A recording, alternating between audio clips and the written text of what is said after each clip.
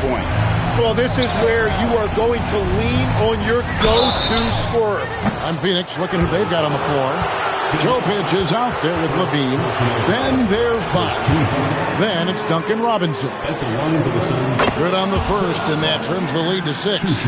And there's no question this rookie Bosch has serious upside. He's capable of being a franchise player one day.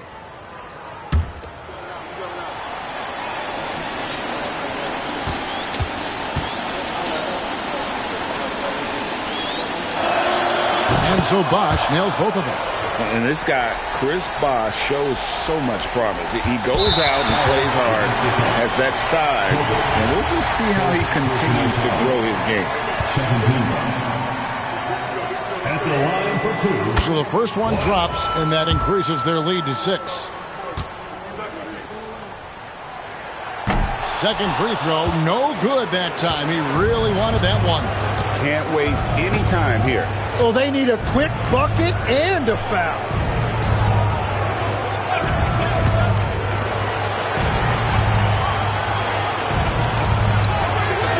The 3 is off.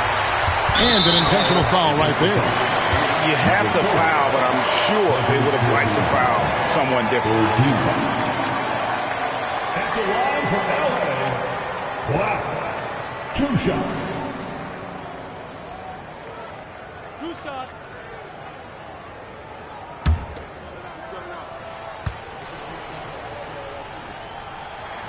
Gets the first, and that makes it a 7-point lead. And so he drops them both. It's an 8-point game. And the Suns call time. They're trailing by 8. Guys, your thoughts? Trying to keep hope alive, but I don't see them making a comeback. I can't wait to see what they draw up here and who they decide to go to. So the Clippers with the win. Some good moments throughout this one, but they had the clear advantage down the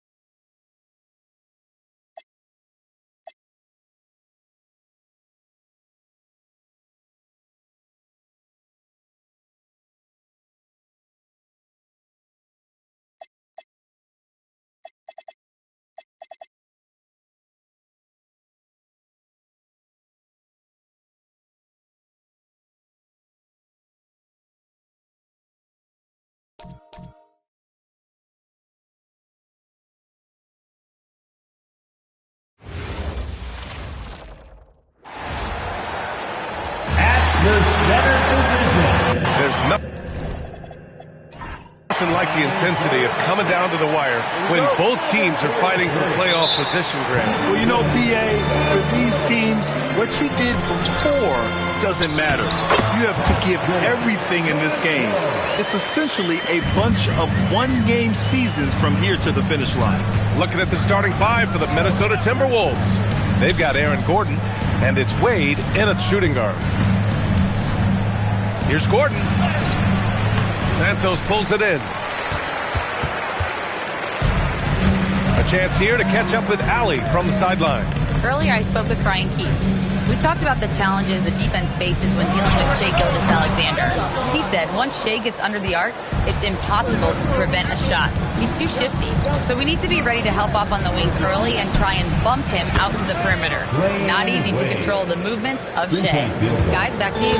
Appreciate the report, Allie. Here's SGA following the three-pointer by Minnesota. Pass to West. Just 5 to shoot. Hey, from beyond the arc. Kept alive. Santos, good. Santos has got his second basket of the game.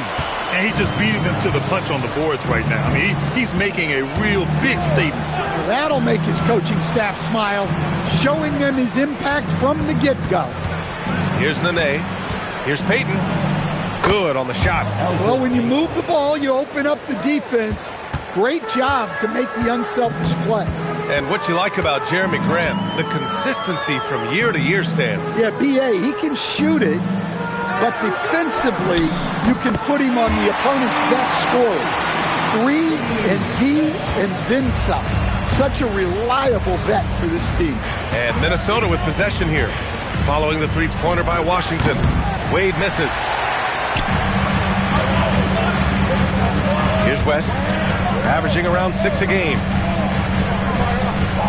Back to Gilgeous-Alexander.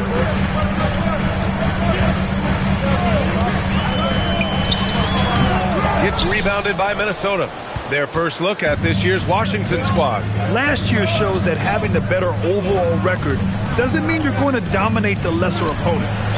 Here's Wade. He has a clear impact on this offense, putting up over 19 a game.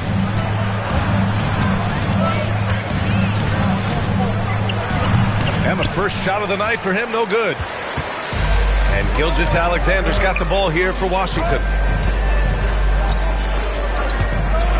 Here's Milicic. Pass to Smith. Takes the three. Oh, he missed that one. 1 for 3 in this one so far.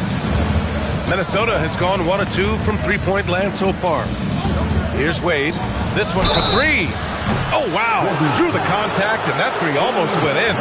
So he'll go to the line for 3 free throws. Hey, nice work attracting the foul from deep. He'll shoot 3. And Shai Gilgeous-Alexander has made the move from star to superstar, Grant. Well, no question, B.A. He's been a superstar for quite a few seasons now, but he's not satisfied and just continues to elevate his game year after year.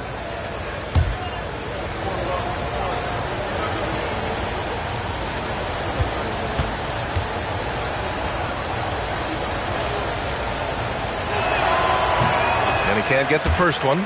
Well, Grant, this is the 3rd season under this front office for the Wizards.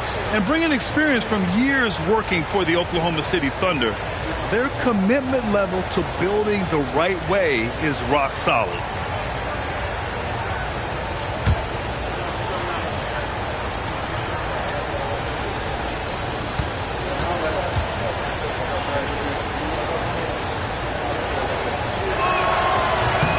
Good on the second one. And after that surprising Karl-Anthony Towns trade, it took time for Minnesota to gel. Yeah, last season some inconsistency, but they seem to find a groove down the stretch, capping it off with a deep run.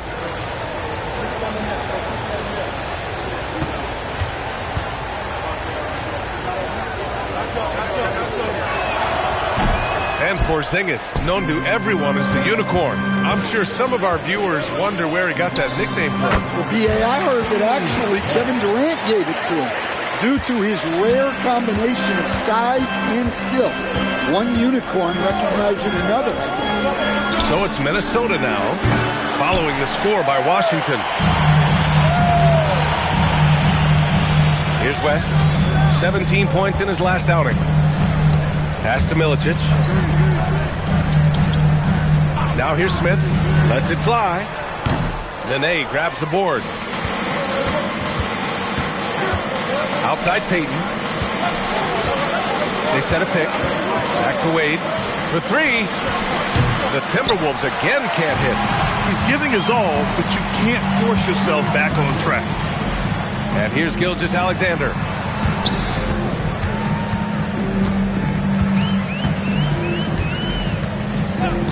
Pass to West. He puts up a three. Counted from distance. Nice read. Sets his teammate up. You like how they're sharing the ball. On the wing, Wade from downtown. Santos pulls it in. Well, this period, he's been his own worst enemy, and now he's pressing. Washington moving the ball around. SGA with it. Still without a bucket. Here's West. Here's Milicic. Comes up empty down low. 1:49 left in the first quarter of the game. Here's Gordon. And it's flushed down. A nice jam. And that's why you don't give up on the glass. And his efforts well rewarded right there. Well, that's what he does. He makes an impact with his activity on the boards. Now here's Payton.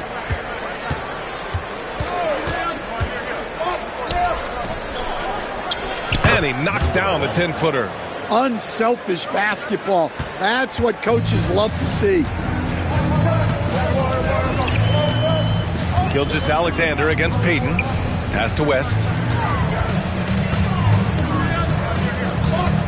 58 seconds left in the first quarter. From deep, SGA. The rebound by the Timberwolves. And so far, they've had the advantage on the boards. Gordon, the pass to Payton. Back to Gordon. From the arc. Milicic grabs the board. Milicic has got 4 rebounds now. Pass to Gilgeous-Alexander. Let's go with a three. Nails it from beyond the arc. Their defense has to do a better job of smothering those shooters. Tipped. Here's West. Here's Milicic. Here's the pick. Here's SGA. Pass to Milicic. Here's Santos. He knocks it down. Wait a minute. The officials getting together here. They may want to review this one. And it looks like they are going to review. The previous play is under review. Time or not. And, of course, they want to make sure it was the right call, but I'm not sure how much it'll impact this game. We'll see.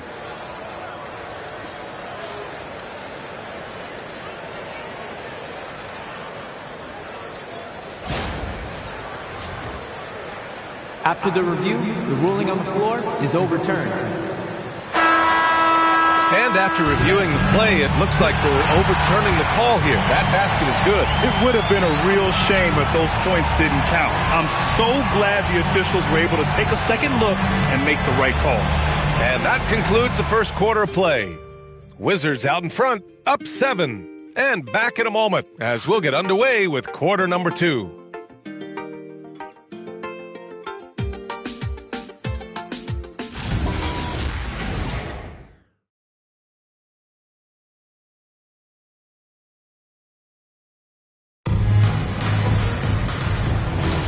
And thanks again for tuning in. If you're just joining us, we played through 1 quarter of action so far. And what do you guys think so far about the offensive approach for Washington? Well, the thing about hitting early threes, it spaces the floor and makes things a lot easier offensively.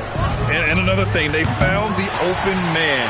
Really playing unselfish basketball, moving the ball around there on the perimeter. On the court for the Timberwolves, second quarter underway. Bruce Brown is out there with DJ Augustine. Then there's Mitchell Robinson. Then it's Yves Missi. And it's Brown in at the 3. The small forward, Armstrong. And again, it's Washington. Rock solid screen right there. The defender got completely lost. Yeah, you've got to lock and trail hard. You can't allow him to clean look. Now here's Brown. Back to Augustine.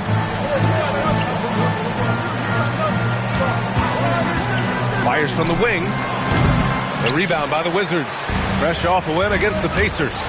Sometimes it's difficult to get good looks on the road, but they ran the offense brilliantly. Yeah, they had a good game plan, executed it well, and they didn't let the crowd affect them. Here's Martin. They lead by the biggest margin of the game at 9. Shot clock at 3. Here's Anderson. Off target. That would have pushed the lead to double digits. And for the Timberwolves, they're shooting a rough 29% from the field here. And prior to last season, the Timberwolves had never won a playoff series in consecutive seasons, Dan. Yeah, and so now they make the conference finals 2 seasons in a row. The most sustained success this franchise has ever known. Now here's Anderson. No made baskets yet. Here's Armstrong. He's covered by Augustine. Here's Robinson. A rebound by Hibbert. Yeah, he might want to avoid looking over at the bench for a little bit here. A missed dunk like that is infuriating to a coach. Slams it down with 2 hands. Man, they're really getting aggressive now. And Chris Finch wants a timeout. He's going to take a moment to give him a breather and talk things over.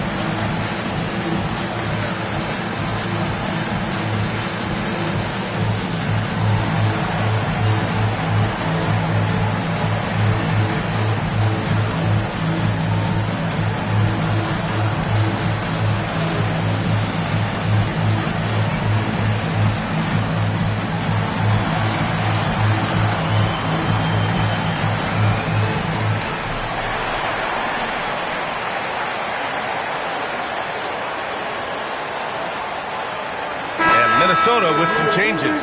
Aaron Gordon's checked in for Missi. Wade comes in for Brown. And Payton is subbed in for Augustine.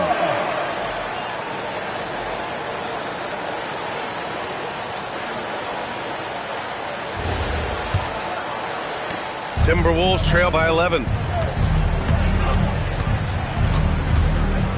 All right, for those just joining us, we're almost 2.5 minutes into the second.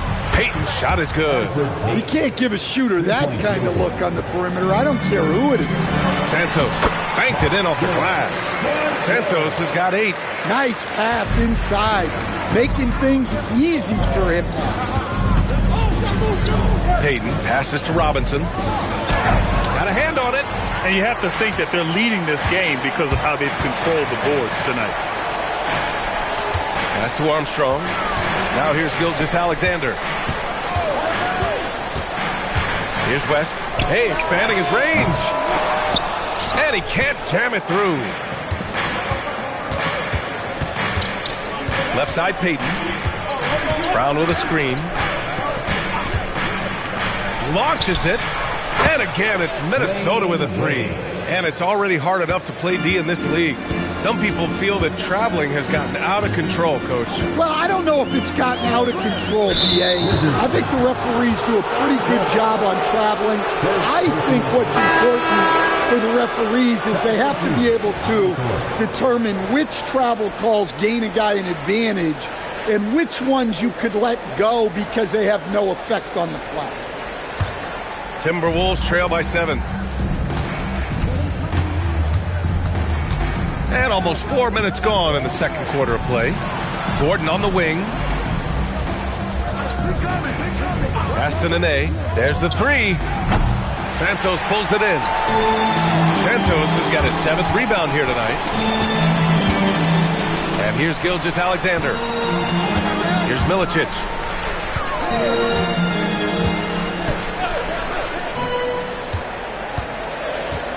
Here's West, averaging around 6 a game. Gordon pulls it in. Aggressive move, but that was great D to prevent the easy bucket. Down low. Here's Wade. And in 7 attempts, he's drained 3. Well, with his skill and confidence with the ball, if you put him in position, he'll reward you. Pass to West.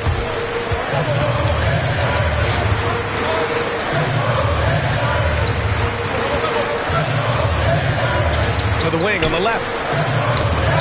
Now here's SGA to the right side. Up and over Gordon. The rebound by the Timberwolves. Nene's got 4 rebounds in the game. To the inside. Perfect pass to set up the lay-in. And now just a 3-point Wizard lead. Their ball movement on this run has been tremendous. It's led to a lot of good, clean, open looks. And now a timeout called by Brian Keefe. He might have seen something and needs to review with his guys.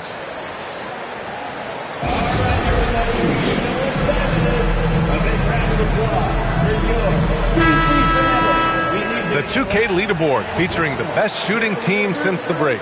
The Wizards in 5th. This is a hot offense. Recently, they've had no issues getting the ball in the hoop.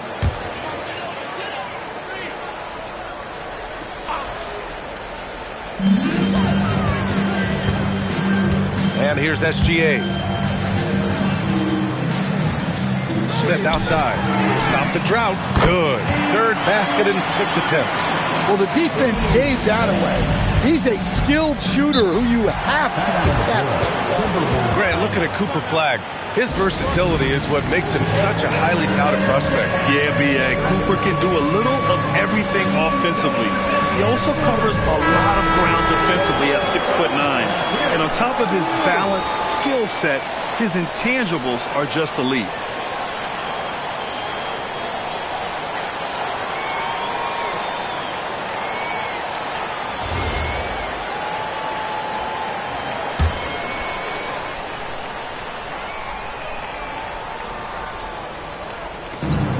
Minute 32 left in the first half.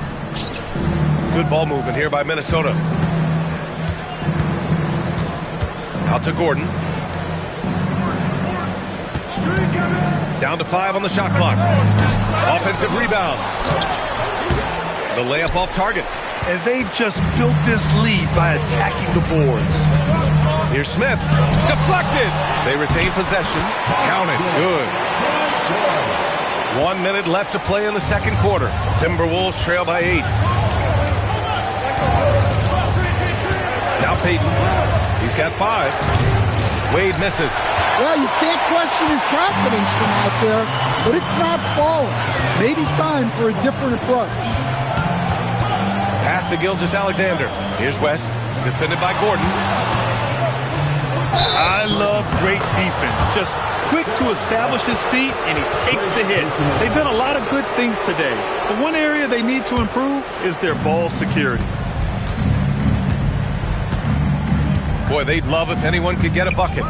Yeah, their offense has been grinding to a halt. Wade, that's good. Well, that's his 3rd triple of the game and his 2nd in this quarter. He is heating up. Gilgeous-Alexander looking it over.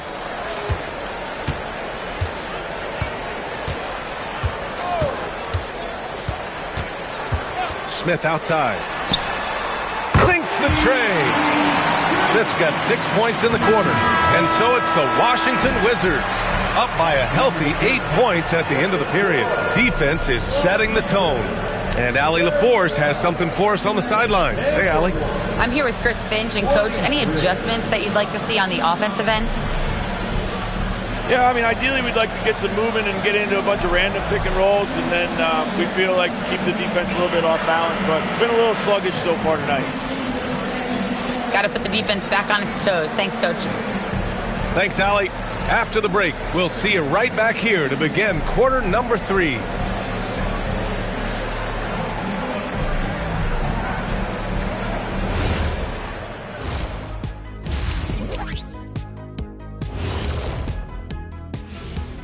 Welcome, everyone, as we dig into the details.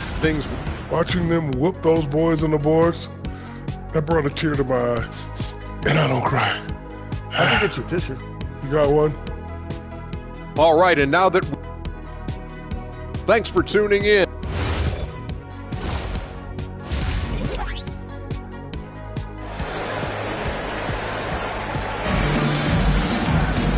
And if you just join it in, one half is in the books, one half to go.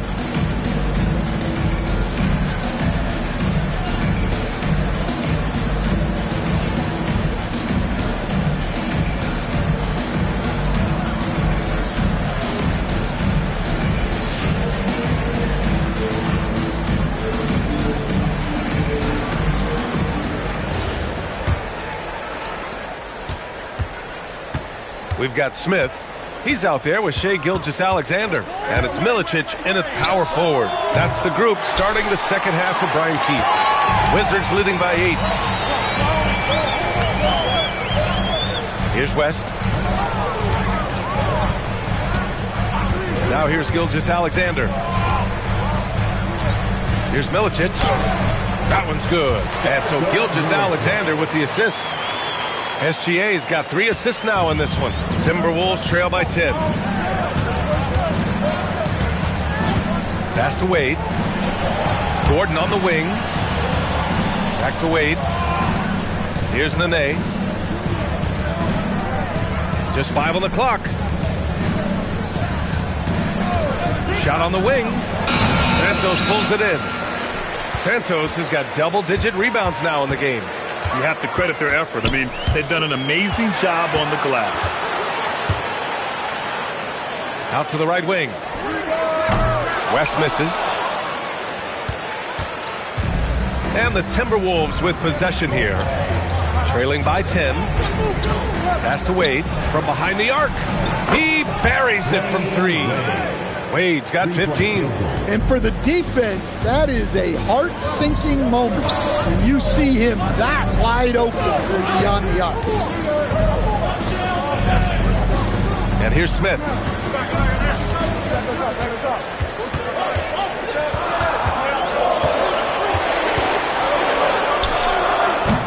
Minnesota with a rebound.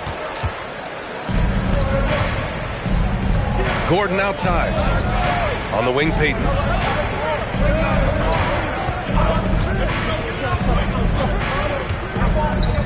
To the paint. Here's Nene. Oh, a clear foul there on the missed shot. So he'll get a pair at the line. I like that. I mean, some physical play inside. He's not about to give up any easy baskets. These are his first free throws of the game. 2 shots. Take a break. Take a break. 2 shots.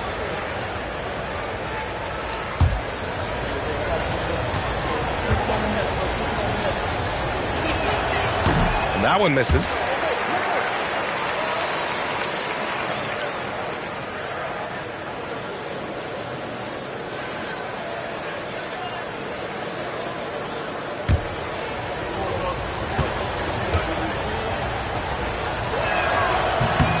And the second free throw is good.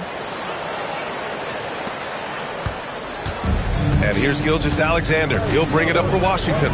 They've led by as many as 11. Second half of play here with just under 2.5 minutes passed. This isn't how they wanted to start the second half. Only 1 of 4. Pass to Wade. Takes a 3. Knocks down the long J. Wade's got 6 here in the quarter. And any decent look from distance, he's taking it. He has that locked-in mentality right now. Well, he's firing away with confidence from downtown. The defense better adjust to this, and fast. And so now a timeout called by Brian Keefe. He's going to take a minute to regroup with his players. With only 1 game left, let's take a look at what the final standings could look like out east.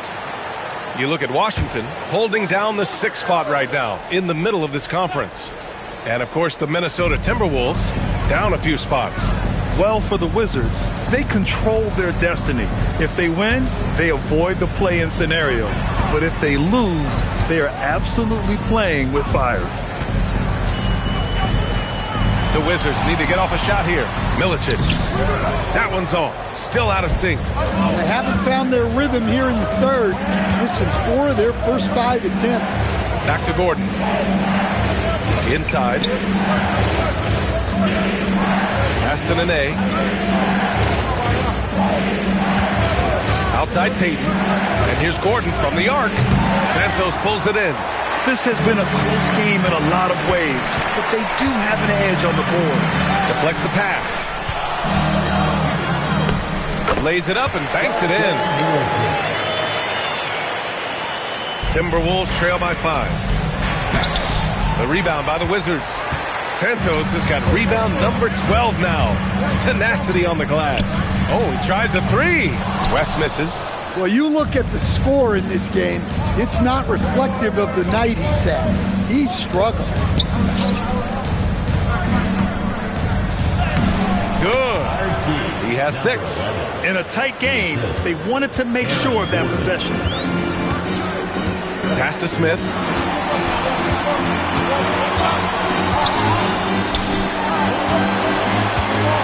From outside the arc. It's rebounded by Minnesota. Well, he hasn't had a great night shooting the ball, but they're in the lead, and that's the only thing that matters. Well, Grant, in 2024, you added Cooper Flagg to the USA Select team before he even played a game in college. You know, B.A., he maybe looked really good, too. You know, he performed extremely well against the men's national team. And at just the age of 17, he already looked like one of the better players on the court that day. Can't get the bucket from 20 feet out. Yeah, you wonder what is he thinking right now. He's not shooting the ball well, and shots like that only hurt his team more. Here's Wade. He nails it, and we're tied. Wade's got 9 points here in the second half. The defense is nowhere to be found guarding the three-point shot. And now a timeout called by Brian Keefe. I think right now he might be looking at some adjustments.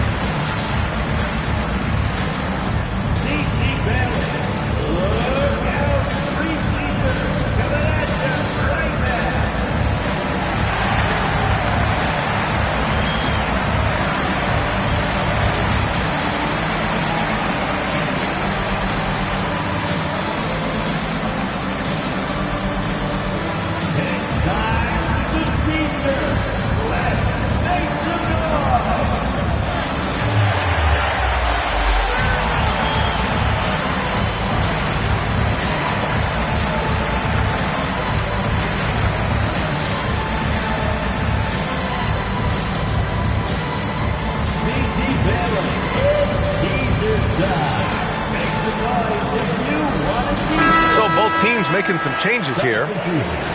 So a moment now to see the story for him.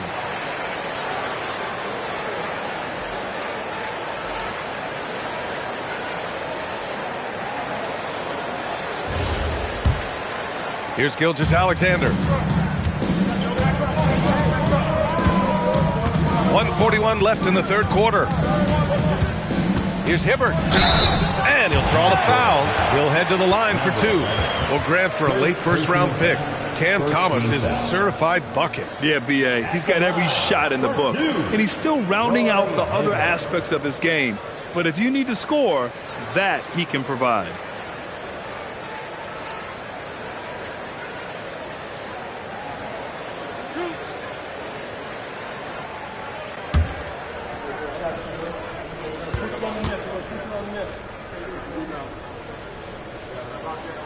First free throw is good. Martin, he's checked in for Washington. Armstrong comes in for SGA. And then for Minnesota, Mitchell Robinson, he's checked in for Gordon. And it's Brown in for Payton. He's perfect from the line this time. Here's Augustine. No points so far. A minute 29 left in the third. And there's the call. It's going to be an illegal screen. One of the trickier plays to judge, but it would be hard to argue against the call. Yeah, and that's maybe something that should be called more. We see a lot of moving screens in today's NBA. Washington has got nothing to fall from outside in this third quarter. Pass to Smith.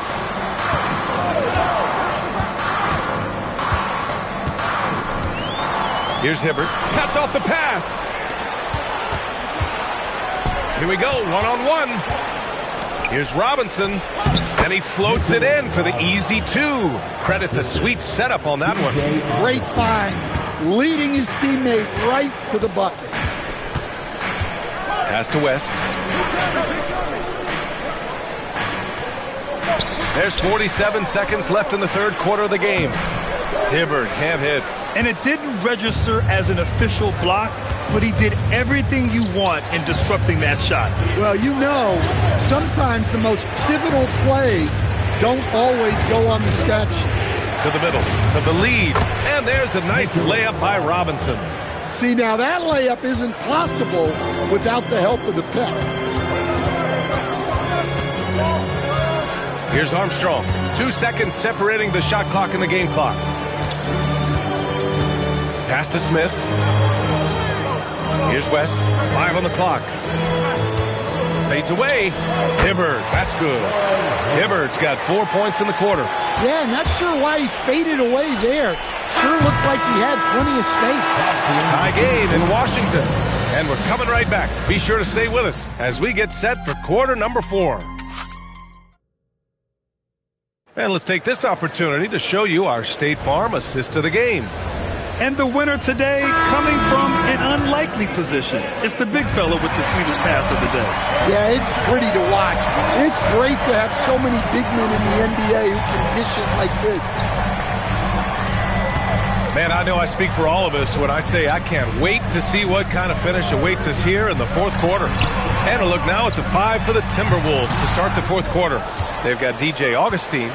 Mitchell Robinson is out there with Bruce Brown. And it's Brown in at the 4-man position. Brown passes to Brown. Outside Augustine. Pass to Wade. Minnesota needs to get off a shot. And here's Brown for 3. And he's doing things on the glass tonight that we don't often see. Well, it's all due to his energy and effort, as well as how well he's been able to get ideal positioning on the glass. 0 rim protection. Unforgivable in a tight ball game like this. Yeah, there's no excuse for giving that up. That's the absolute last thing you want to have. And here's Brown for 3. Santos pulls it in. Santos is the Wizards with a lead. It's Martin on the wing. They double him with Brown. Santos, good. It's not easy to work the ball inside in this league, but they've done it all night. Offensively, it's been a struggle for them. Yeah, they need to string together some shots to have any kind of chance. Here's Wade. Oh, and that one, no question, powered it down. Hey, when in doubt, run the defender off the screen. And you know, with a result like that, we'll see them run it again. Yeah, defensive breakdown there. Gotta communicate and switch that screen. Augustine passes to Wade. Back to Augustine.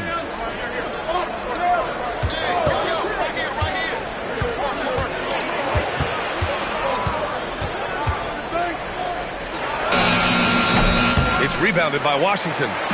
They've led by as many as 11. Outside, Anderson.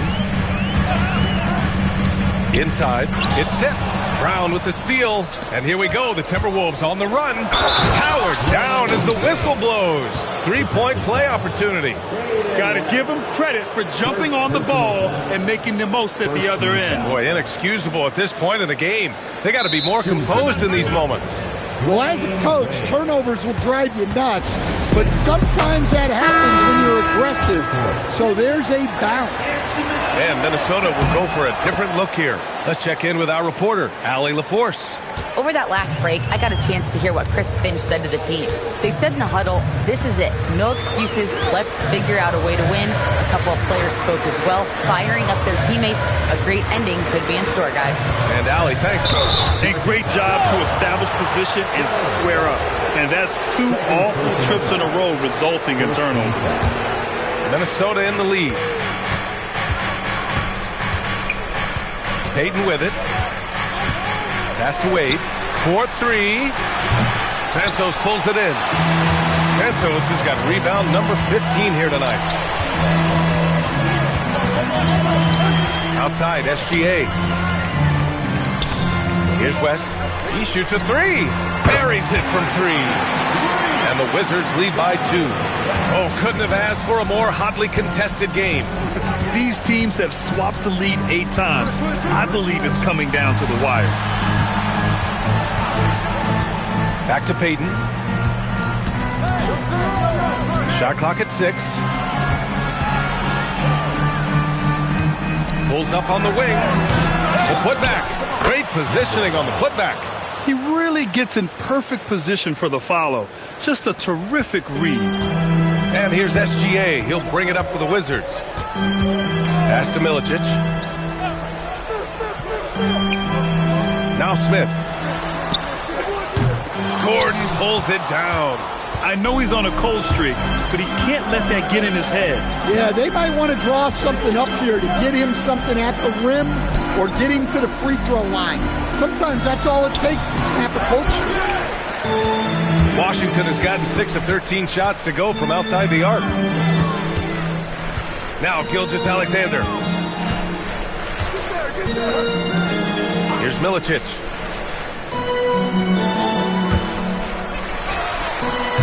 He's off from 3. The Timberwolves have gotten just 3 of 9 shots to go in, struggling this fourth quarter. Smith outside. Here's West.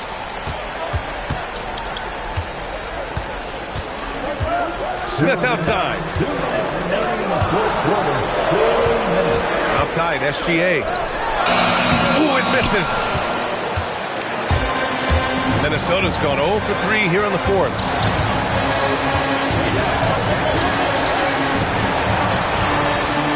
Now Gordon. On the wing, Wade, covered by Smith. Ooh, it's stolen by Gilgeous-Alexander. Here's Santos, defended by Gordon. Yes! Using that window! 2-point game. 1:19 left in the fourth.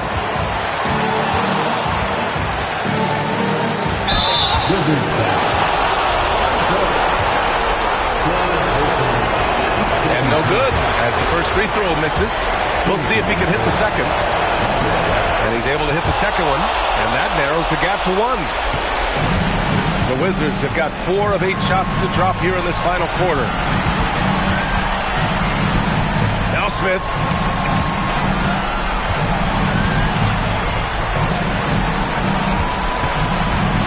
Here's Milicic, 5 to shoot. Outside Gilgeous-Alexander. Oh, the long ball, no good. To take the lead. 34 seconds left to play in the fourth. Here's Milicic. And there's a pick. Now Smith puts up the tray. Ooh, the shot is off. And Chris Finch has called timeout.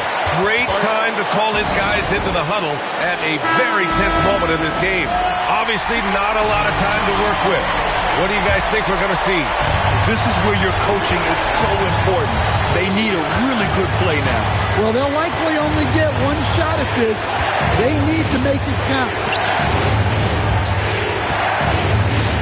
Here's Wade. Oh, the drop pass, and he dunks it down. A brilliant dunk, and he hangs up there for a while, too. Like he's posing for the camera. He's just hanging out, posing for pictures, just making himself at home. SGA, and the three misses. And so it's Minnesota who scrapes by with a win. And this was an emotional win for them, no doubt about it. Just a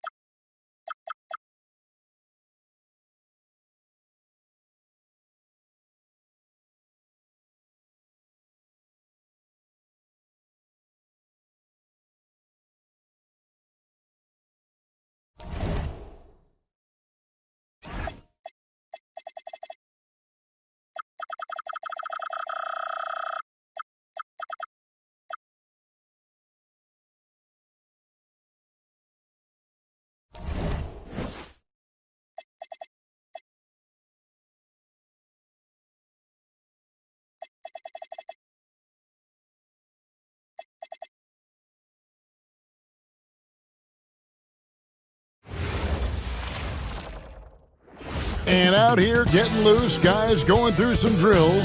We're almost at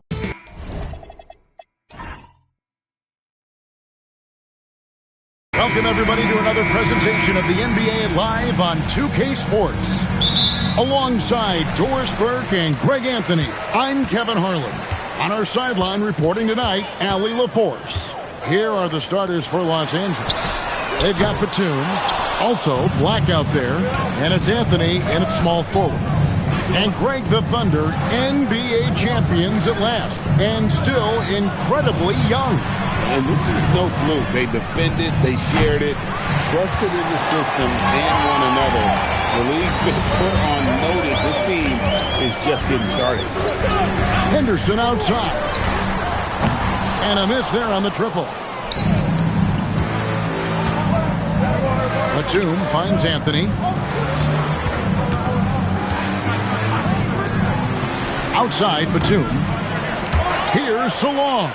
And it's blocked. First quarter, just over a minute played. Henderson passes to Wembanyama. Here's Ellison. Shot from the top of the key. And there's Wembanyama on the assist by Henderson. Sometimes you watch Wembanyama and think this guy is a cheat code, hitting threes at well over 7 feet tall. Now here's Anthony. Really played well against Phoenix in his last outing. And an eye for an eye. Both teams working to stretch the floor. Well, that three-point shot just gives you so much room to operate on the offensive end. Nailed from three-point land. And that's exactly what he's looking for, draining the triple. We're just about 2 minutes into the first quarter. Hurtling down the home stretch of this season, Greg, what do you make of potential first-round series in this postseason? Well, there's certainly some matchups that I think plenty of fans would love to see, but we still have a bit of time for things to kind of fall into place. That's what makes this time of year so exciting.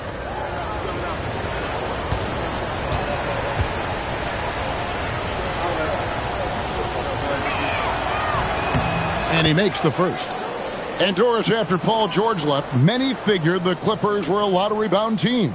Instead, they were a 50-win team. And Kev, they had great contributions up and down the roster. There was incredible balance. And needless to say, you have a man in the head coaching position who is one of the all-time best in Ty Lue. He hits one, then misses the second attempt from the free throw line. One thing you can say about this Clippers organization, GA, resources will never be a problem. Yeah, passionate and deep-pocketed leadership. You throw in the market size, and even if they're not the glamour franchise in LA, they're no longer resigned to second fiddle.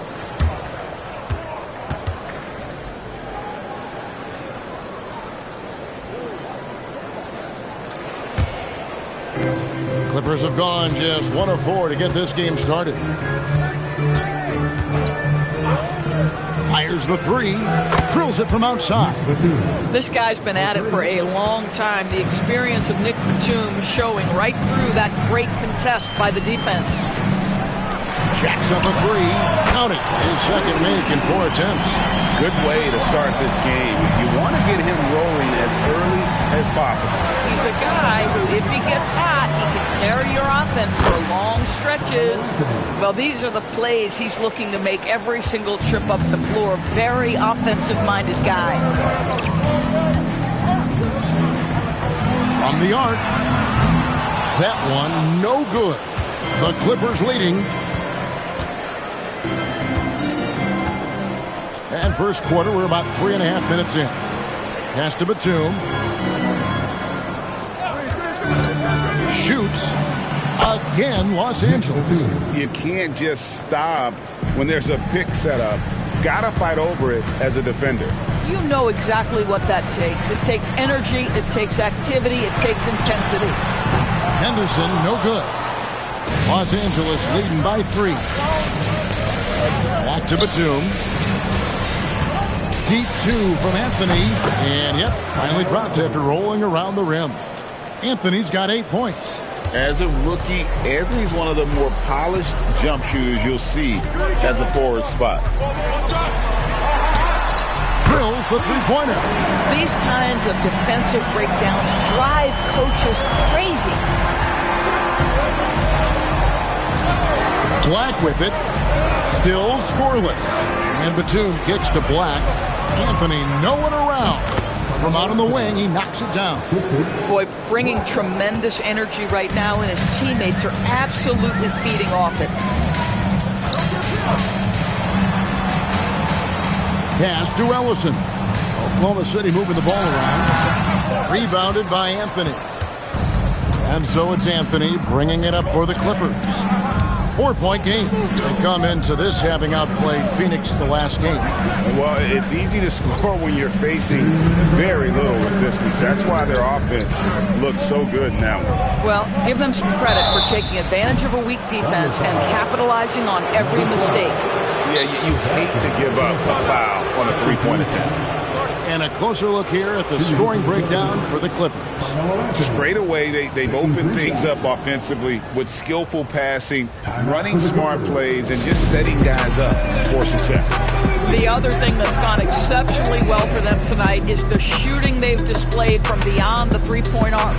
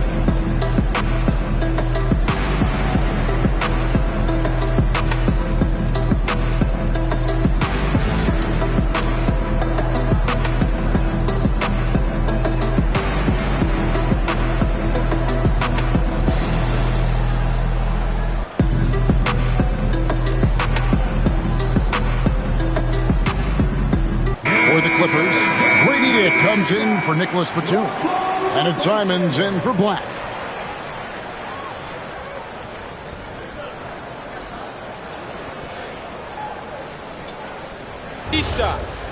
Three shots.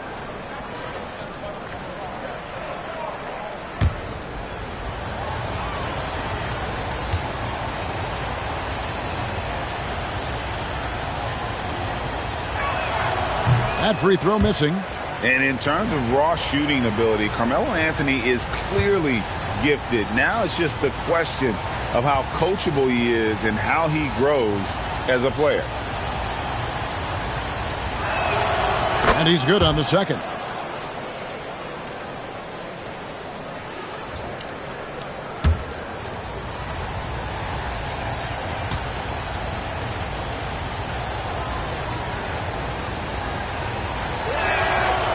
Nails the third. And many are high on Anthony's potential, mainly due to his scoring ability. There's the pick. Pass to Johnson.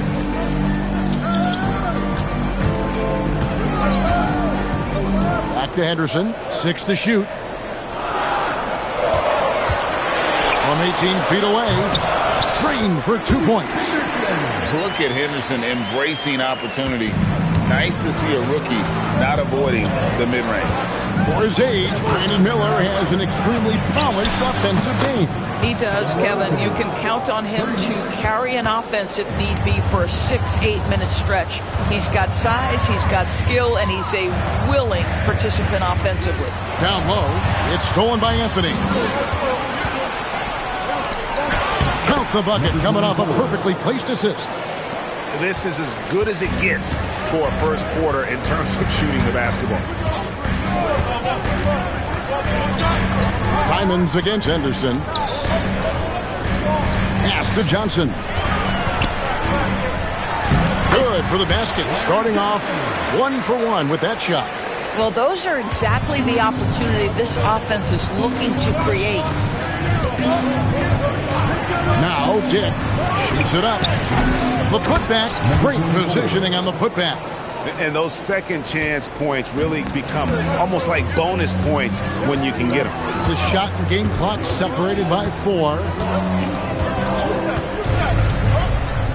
Henderson looking it over. From downtown, and he's good on the 3-ball. Henderson's got 5. Part of Henderson's game that's improving. Nice to see him build some confidence from behind the line. Here's Dick. Tried to come right back with the 3 of his own. It's no good. A free-flowing first quarter. Great scoring through 1. The Clippers on top. They're up by 6. And for 2K Sports, we'll be back here at Paycom Center right after this.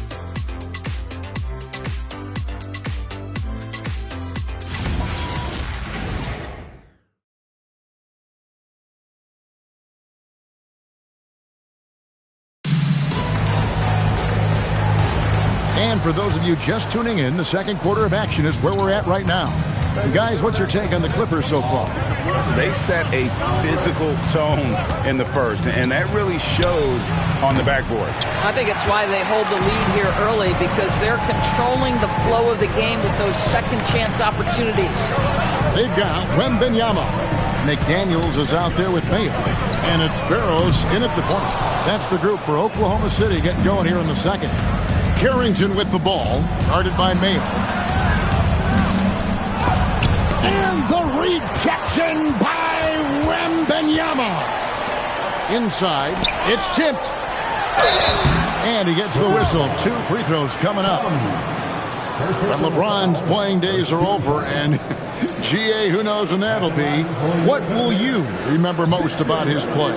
You know, I don't think there's ever been a player who came into the league with such lofty expectations and not only met those expectations, but fair to say, he's exceeded them.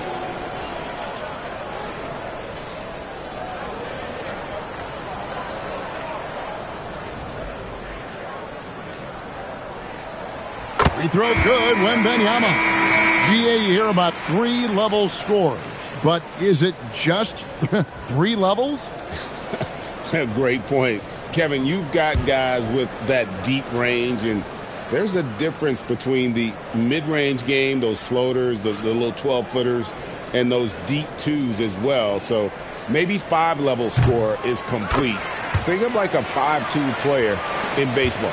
And among NBA bigs, he is known for his ability to deliver at the free throw line. Good ball movement here by the Clippers. Simons from outside sinks the 3-pointer. Man, lots of confidence on that 3 from Simons. Here's Henderson. He's got 5. Offensive rebound. And that one's good, Ellison. Yeah, coach's pet peeve there. No box out. And to me, this is a common theme that's running through the league right now. Guys looking to leak out rather than box out. Well, a chance to check out some stats for Victor Wembanyama. In the last 5 games, you can see the trend upwards for effective field goal percentage. And it shows you how confident he's playing right now. A different look for the Clippers. Anthony's checked in for Dick. Batum comes in for Carlton Carrington. And Black's subbed in for Anthony Simons. Second quarter of action, about a minute and a half played. Here's Anthony. And the Clippers miss again. Boy, he looks and will take that shot every time. Just won't go. Here's Barrows. Still yet to score. Henderson, no good. And even with good coverage defensively that time, he has confidence to drill the 3. Thunder trailing by 5. Out of bounds, the Clippers take possession. And a brief moment now to see who's atop the NBA in team free throws. 5th, the Clippers. You know, it's really a team-wide talent. You want to foul to stop the layups, but against them, you're not saving much. They'll make you pay time and again. Simons, he's checked in for the Clippers. Outside Anthony, the trade, the rebound by Victor Wembanyama. He started the game scorching the nets from deep. 3 triples in the first period, but none here in the second. We're now joined by our sideline reporter, Allie LaForce. Allie, it's all yours. Hey guys, Coach Mark Daigneault talked about the Thunder's system of player development, and he said we try to do things that serve both the team and the individual, and then it's easier for guys to commit to it, and if that happens, then you have an environment that can be pretty powerful. Guys, back to you. Turning potential into production. Thanks a lot, Allie. He's made 2 of his 3 attempted tonight. Listen, 84 is a really good number to post at the foul line, and that's where he's at on the year.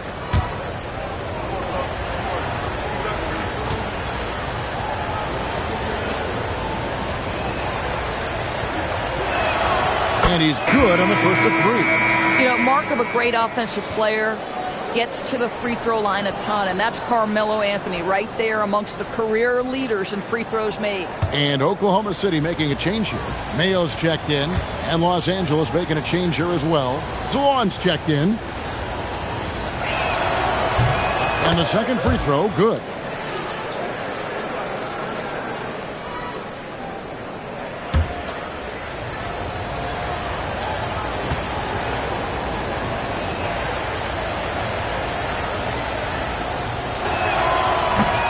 And he makes all 3. No wasted trips at all. They're taking care of business at the line.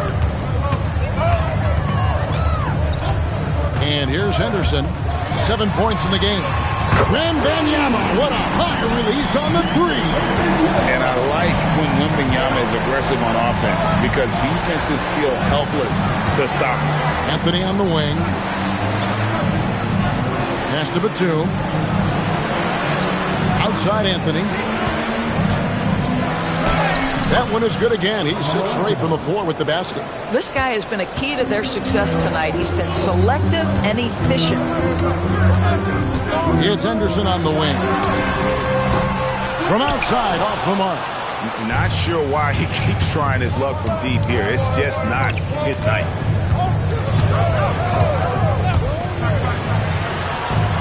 Outside, Batum. They set the pick. There's the triple. He made that one. Basket number 3 for him. He's also missed 2. For a guy who's known for his perimeter shooting, that is a great look. Now here's Henderson. Looking at his numbers, he averages a bit over 9 points a game. 0 hesitation from Wemby. Coming into the league, just trusting his jump shot. Outside Anthony. No one near him. And all around the rim that time before dropping in. Anthony's got 22 points. And so Mark Daigneault calls a timeout. Looking for a breather and maybe adjusting a thing or 2.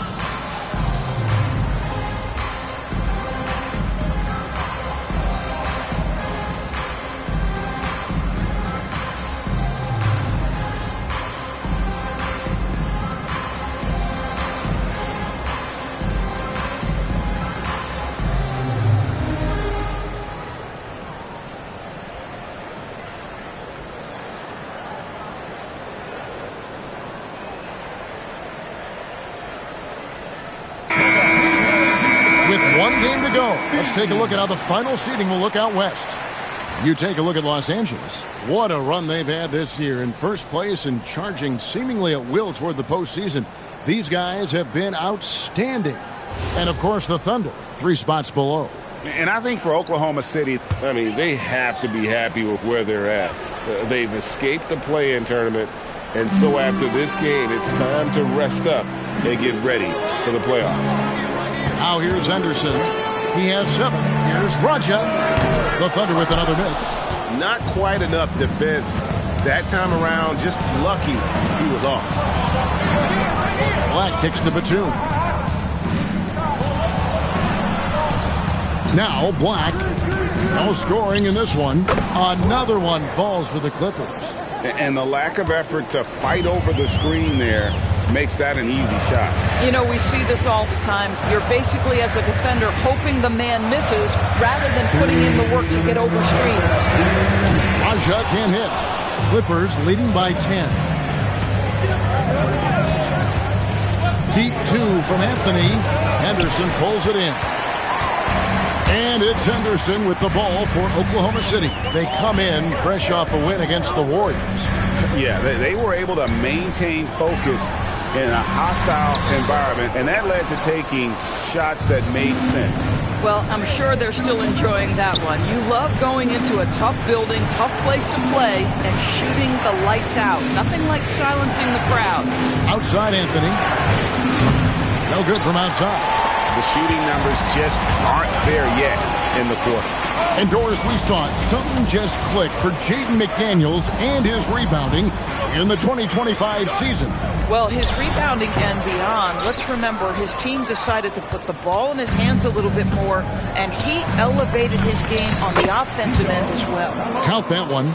Big miscommunication on defense. He recognizes it and quickly takes advantage. And that's typical of this guy. He's always reading the situation, reacting quickly, and capitalizing. Clippers leading by 12. 34 seconds left in the first half. The three-pointer is right on target. Anthony's got 25 points. Yeah, and it seems to come naturally to Anthony. He just finds ways to score with consistency. And again, no good by Oklahoma City. A slight rebound advantage for them. One more column in their favor, and it's all adding up. From outside the arc, and the three ball is good. 28 points for him. I'll tell you, it's one thing to do this at home, another to do it in a hostile environment. Boy, just sheer dominance, the ability to step into enemy territory and flat out take over. This is impressive. And so it's the Los Angeles Clippers with an 18-point lead as the quarter comes to a close. And more than anything, their three-point shooting is what sparked them. A fantastic night from long range so far. And we've got more on 2K Sports coming your way after this break.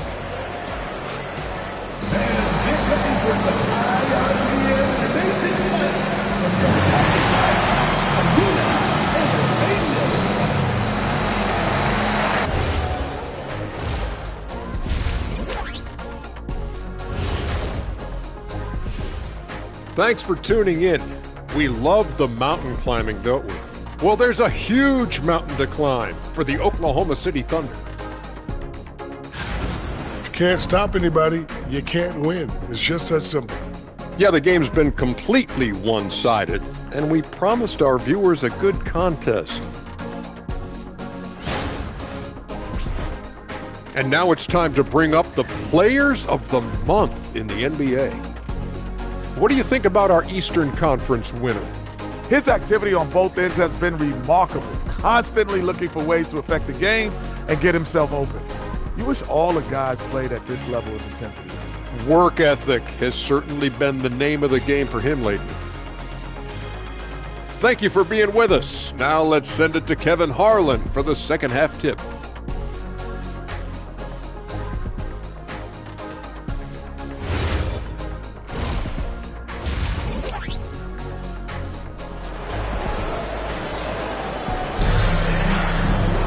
And as we dive into the second half, we'll find out if the next two quarters are any different from the first two. So far, it has been a runaway. Carmelo Anthony really has his fingerprints all over this one. And the way he goes at defenders, he is bound to get to the line just like he did there in that first half. I have to love his tenacity. This guy stays in attack mode, makes defenders work, tries to keep them off balance. Los Angeles leading by 18. Checking out the group for Tyronn Lue to start the second half. Black is out there with Batum. Then it's Anthony. And it's Salon in at the power forwards position. Man, the triples keep falling, guys. That's 3 in a row. Johnson, good. Tremendous lead pass. Boy, that makes your teammates happy, folks. Black with it. And here's Anthony for 3. And again, Los Angeles with the triple. That's a dozen straight points coming off the triple. Henderson outside. It's hauled in by Los Angeles.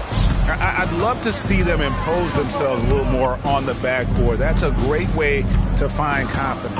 Always a surefire way to get back in the game. The open shot, Anthony. Another one falls for the Clippers. And even though he's just a rookie, Anthony is already a decorated scorer, a guy you can trust on offense. Fires from deep. Traps in the tray. 12 points for him. No doubt about it. He has done a ton to help his team, but he's going to have to do even more if they want to have a chance to get back in this. And Tyronn Lue wants a timeout. He's going to take this chance to talk to his guy.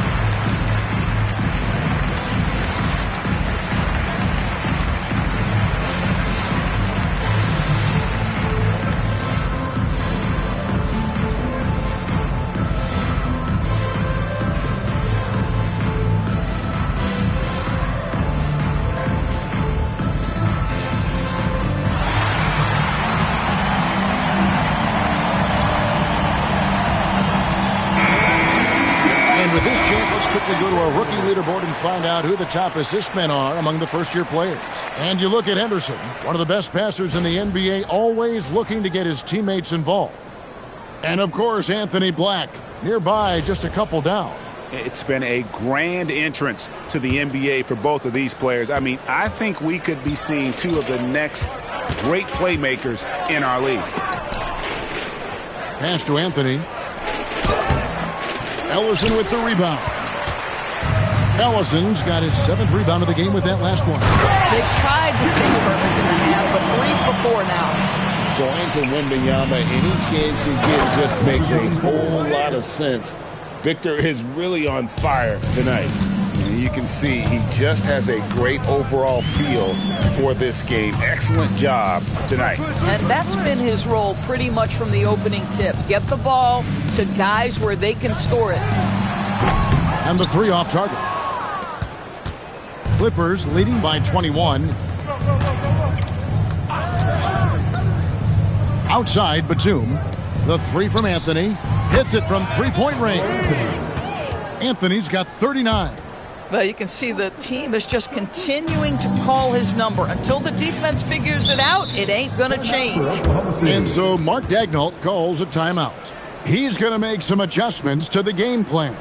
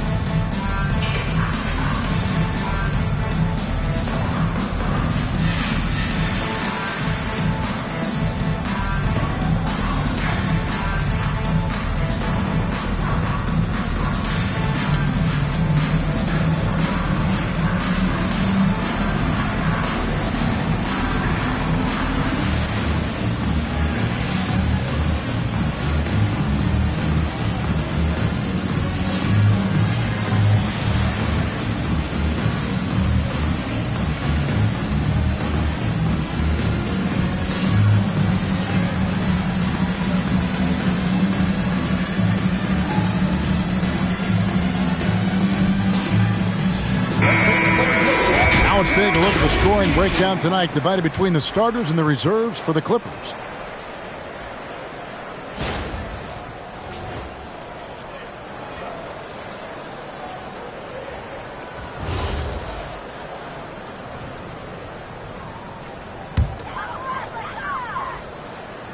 A little under 2.5 minutes gone by here in the third. Henderson outside. Pass to Ellison. From 10 feet out, three-pointer. Goes back up. Wembanyama, no good. Boy, he won't miss many of those, but it certainly happens and did there. Black the pass to Carmelo. And again, Los Angeles with the triple. Yeah, that's too good a look to give him from behind the arc. Let's go to the sideline and see what Allie LaForce has dug up for us. Allie, take it away. Hey, Kevin. So are dynasties a thing of the past? Well, Commissioner Adam Silver said, I'm fine with dynasties, and I'm fine with new teams emerging every year. What the fans want to see is great competition. As long as teams are emerging through great management, let the results happen however they play out. Back to you. You just want a fair fight. Okay, thank you, Allie. Henderson outside. And again, it's Oklahoma City with a three. Something's brewing, guys. The three-pointers just continue to flow. And a rangy 6'7" wing GA with a smooth shooting touch. Brandon Miller fits a mold that a lot of teams are looking for. And there's a reason he was the second overall pick in 23. He's got the potential to be an impact wing at both ends of the floor.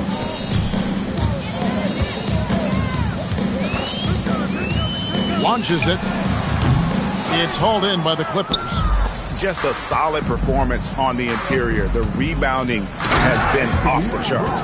And there was a lot of talk about Anthony scoring when he came into the league, but don't sleep on his ability as a creator. Henderson passes to Wembanyama. And foul on the shot, so he'll get a chance at the line. And let's get your take, guys, on the scoring breakdown for Los Angeles. And, guys, how about the unselfishness and all about working that ball around, shifting the defense, and just seeking out the best shot? I think the other thing we're seeing tonight is the floor spacing of this team. Boy, they are shooting the cover off the basketball all game. Free throw good, Wembanyama. A generational talent. For Wembanyama, the sky is the limit and the reality.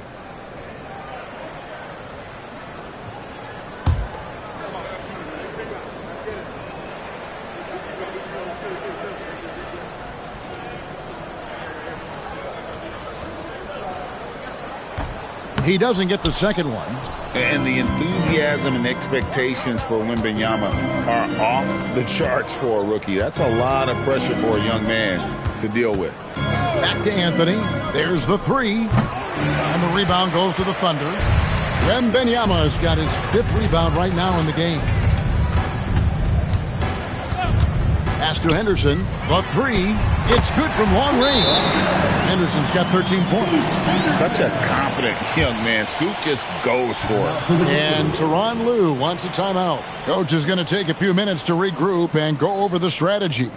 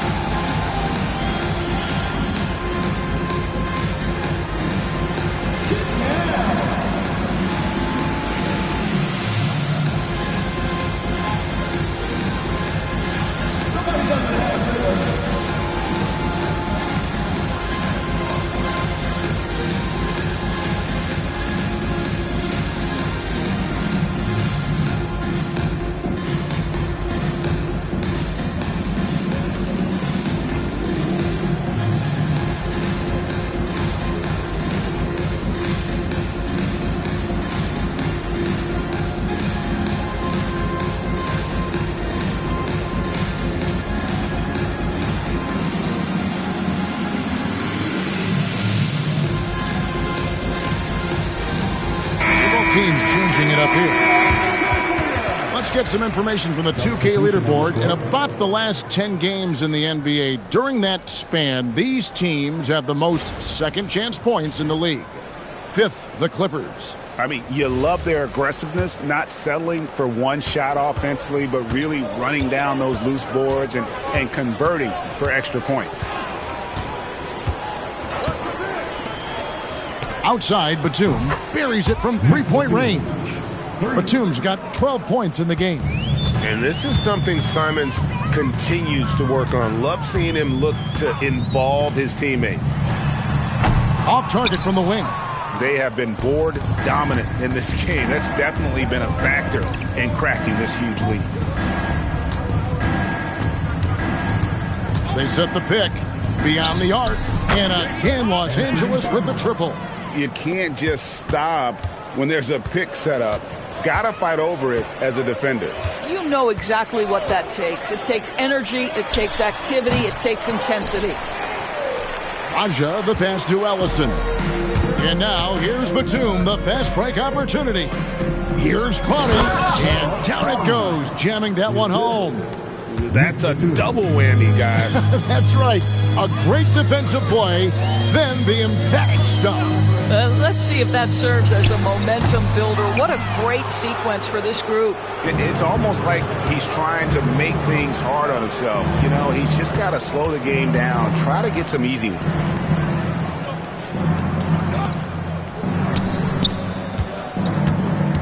Outside, Simon. Kept alive. Takes it off the glass. 8 points for him. Well, this is what he does. Find ways to make his presence felt, then this time on the offensive glass. How about the hustle on display there? That kind of effort will earn respect from everyone. Boy, you can just see the frustration growing on their faces. Nothing going their way. It's just been one of those games, and they need to find a way to turn it around before it gets completely away from them. Batum for three, and that shot was up in time, but doesn't go in. Carmelo Anthony getting it done for Los Angeles. Going on an absolute rampage, piling in the points. He dictated the pace of the entire quarter. Right back after this break.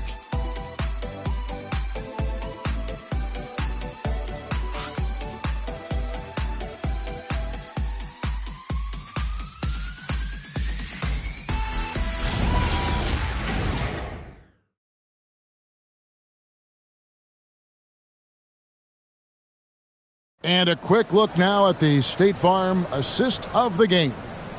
And I'm glad this was the pick because I love this pass. Such a great dish. That's what I call court vision. Well, making the game easy for your teammates. All about putting them in a position to score. That's pretty. And 1 quarter to go in a game that to this point has not been an evenly fought contest. They've got McDaniels, Mayo out there with Wembanyama. And it's Barrows in at the 1 spot. That's the lineup in the game for Oklahoma City. Pass to Simons. Now Carrington. Good! Another from 3. That's it. Mission accomplished. First place in career threes is his and his alone. Time called here. The Thunder decide to talk it over.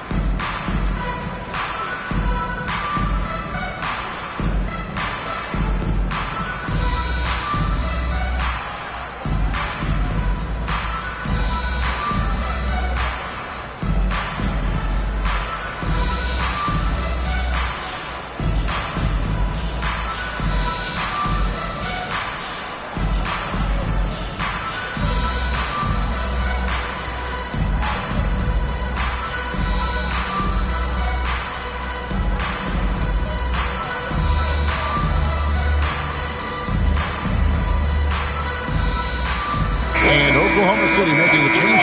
Henderson's checked in.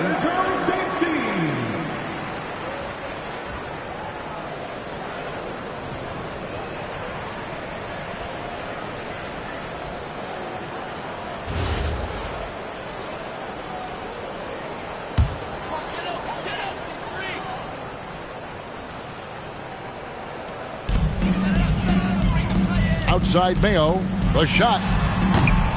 It's hauled in by Los Angeles. Well, they've been better than good on the glass today, and there is a glaring discrepancy between these two teams in that area. And KJ McDaniels gets the whistle that time. That's his first foul. Abdiaz checked in for the Thunder. Oklahoma City, number 23, Danny Abdiaz. So it's the Clippers now. And it's Dick at the elbow. A second chance effort, and that's 2 points on the layup.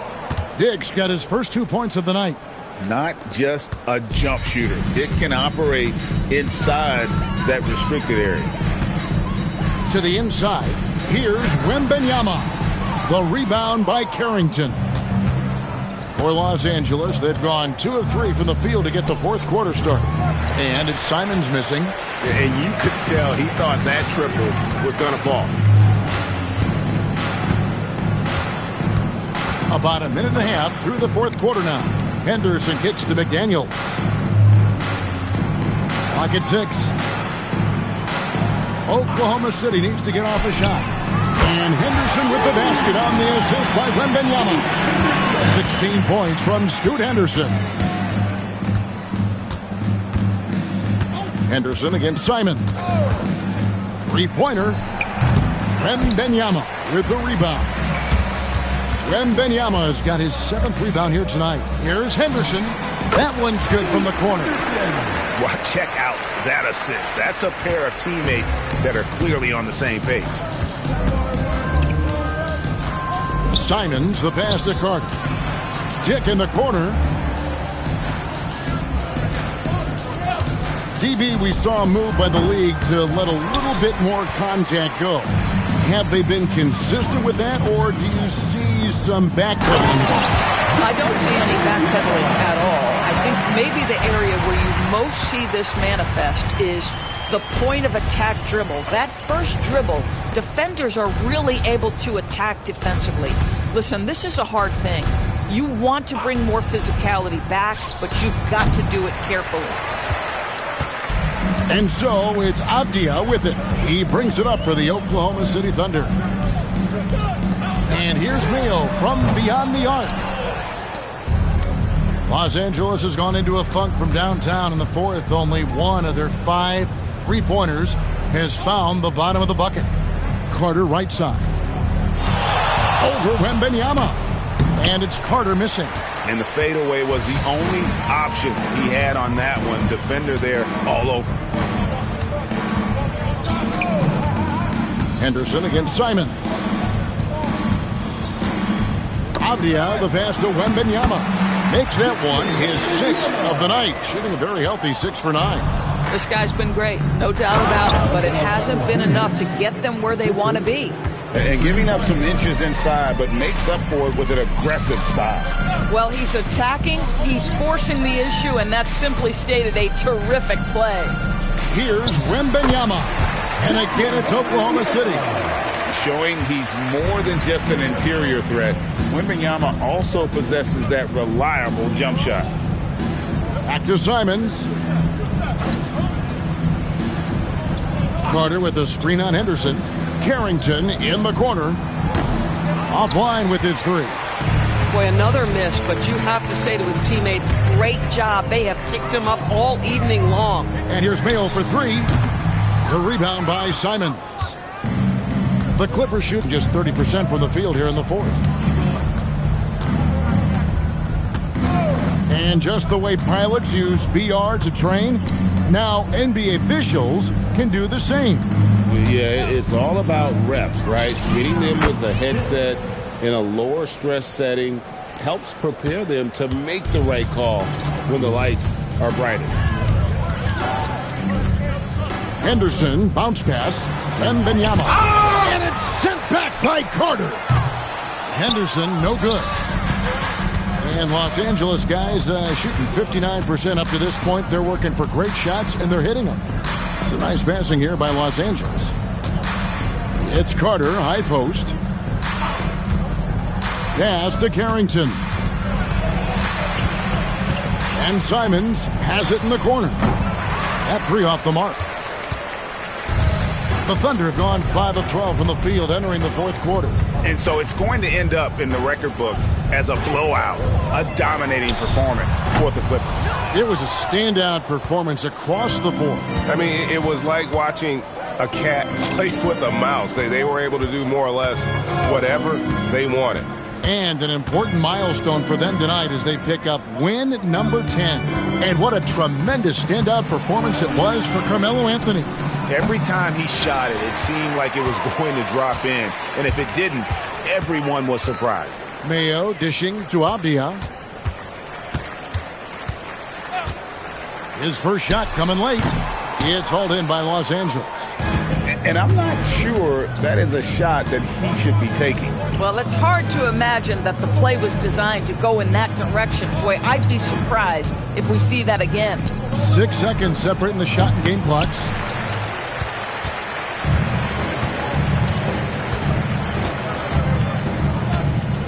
Henderson outside. So it's Los Angeles winning this one easily. This crowd was stunned by the manner in which their team was dismantled. You know what? Shocking. I don't care what the matchup is. You never expect a road team to come in and just cruise to the kind of win they did tonight. Well, folks, that's going to do it for now. For Greg Anthony, Doris Burke, Allie LaForce, and the rest of our terrific 2K crew, this is Kevin Harlan. Hope you enjoyed our broadcast. And now, our player of the game, Carmelo Anthony.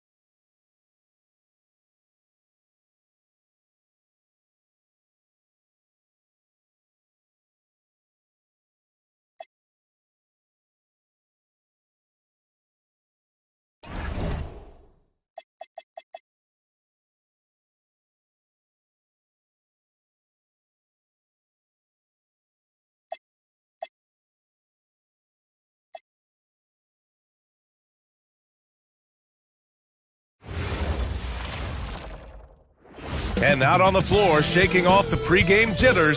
Hey, everybody, we're coming to you live on 2K Sports, bringing you the NBA.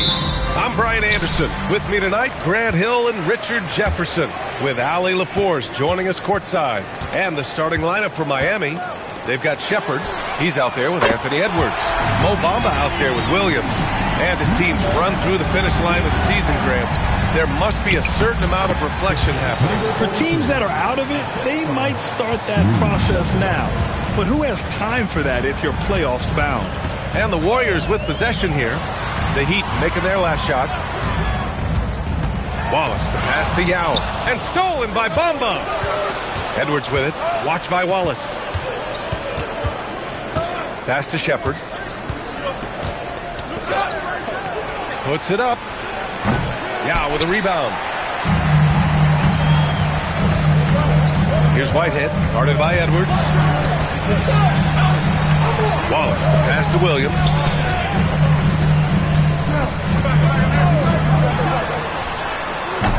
Rebound Miami. I'll be honest, I'm a little surprised he missed that. And let's swing it over to the sideline and hear from Allie. I had a chance to catch up with Steve Kerr. We talked about the matchup issues that Karl Anthony Towns creates for defenses.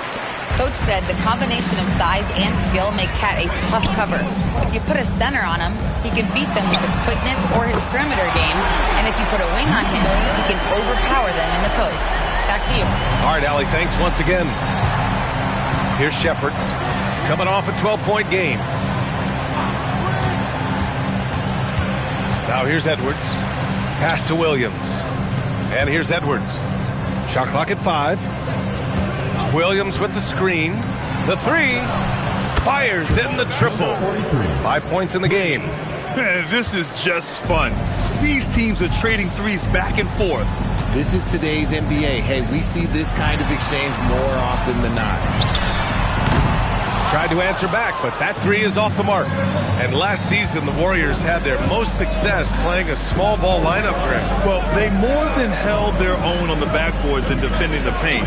But you knew they'd look to add some size this summer. And it's good. 2 points.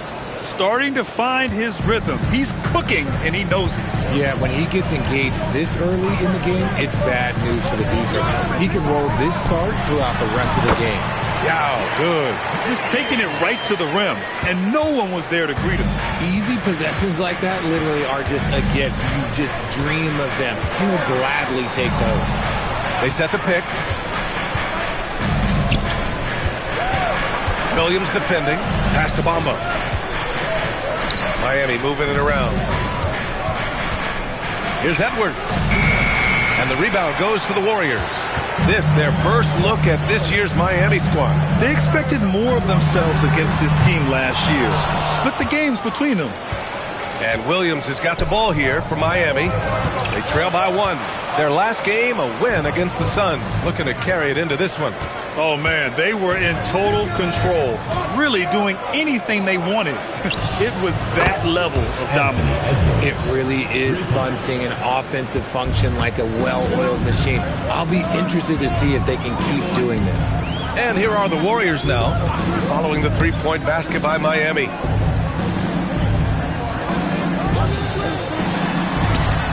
Gets an open look and hits it. Give him 8. Pick works well there, but the defense left a lot to be desired. Yeah, that just comes down to a lack of effort. The defender has to do a better job fighting through the screen. And the three-pointer goes. You don't want to let him get into a rhythm from out there. Heat trail by 3. Fires the 3. No good. 3 for 6 shooting in this game. The Warriors have gone 5 of 8. Solid opening quarter for them. Whitehead passes to Wallace. And it goes out of bounds. Last touch by Williams. With a break here, let's see which teams racked up the assists during last year's campaign. In the third spot, the Warriors. And what really stands out to me about this team is how they share the rock. They don't want good shots, they want great shots. And collectively as a team, that's what they seek out. Herter's checked in for the Warriors. Jaquez comes in for Wallace. Miami also changing it up. Fox comes in for Williams, and Ford subbed in for Shepard. There's a screen to the inside. Here's Fox. Always a nice way to start. Makes his first one. Yeah, the keep it simple method. Good decision to use the bounce pass just to get it there.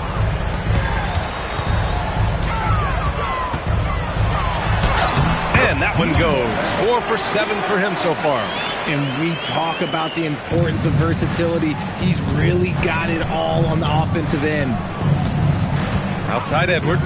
Beyond the arc. The shot, no good. The Warriors lead by 3. 1:27 left in the first. Fires the 3, and his 5th basket. Now 5 for 8, looking comfortable out there. I just love the ball movement.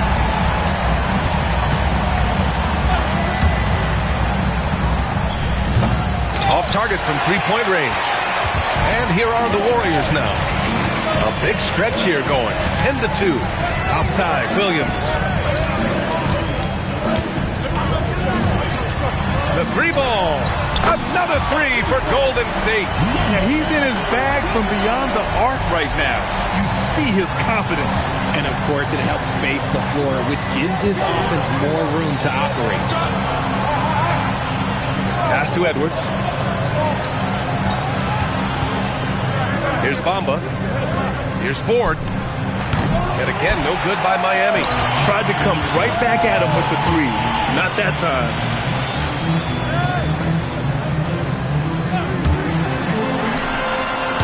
A chance to push it to double digits, but it's off the mark. Edwards against Jaquez. Bamba, a screen on Jaquez. Oh, got a piece of it. And so it's the Golden State Warriors with a 9-point cushion at the end of the quarter. They've been very effective from the 3-point line. That's the key for them so far. And more NBA action on 2K Sports coming your way right after this.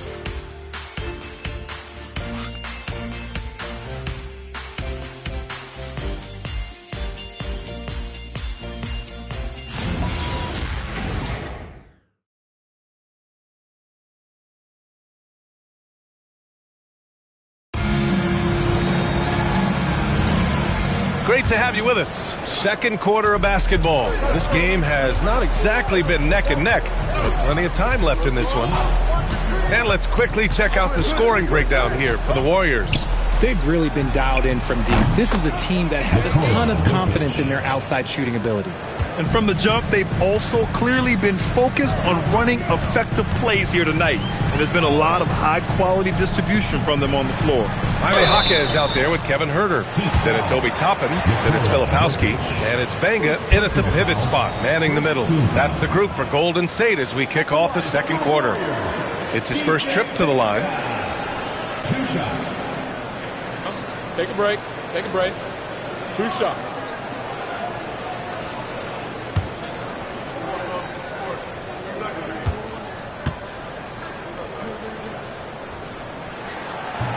He misses the free throw.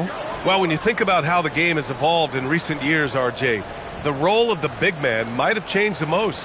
Who knew threes and assists would become a key stat for 7-footers? But I will say size helps. You cannot teach tall.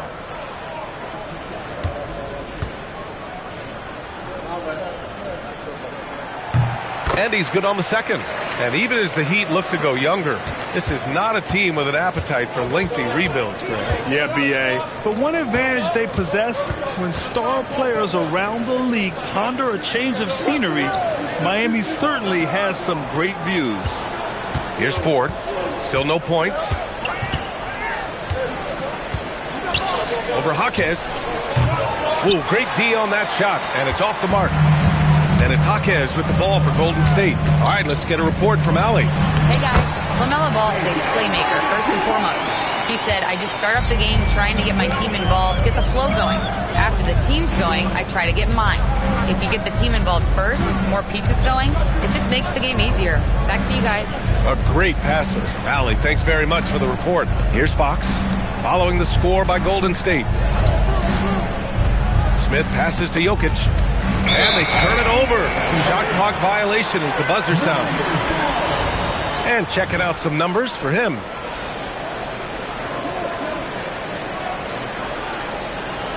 And Steve Kerr wants a timeout. Coach taking this moment to speak to his guys. Maybe alter some of the game plan.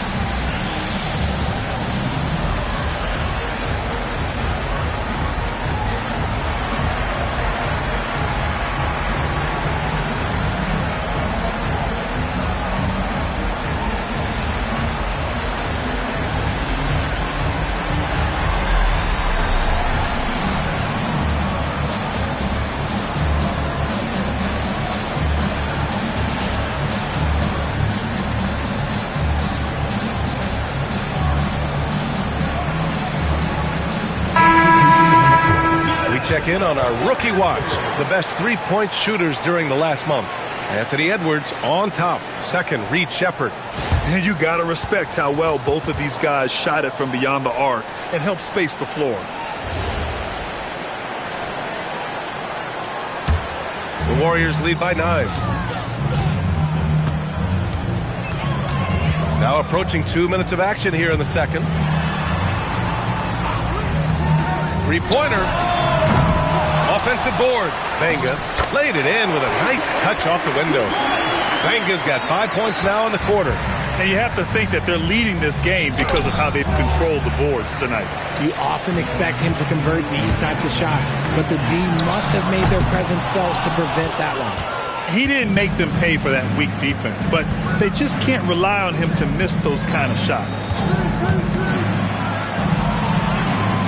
Williams looking around. Pass to Jokic.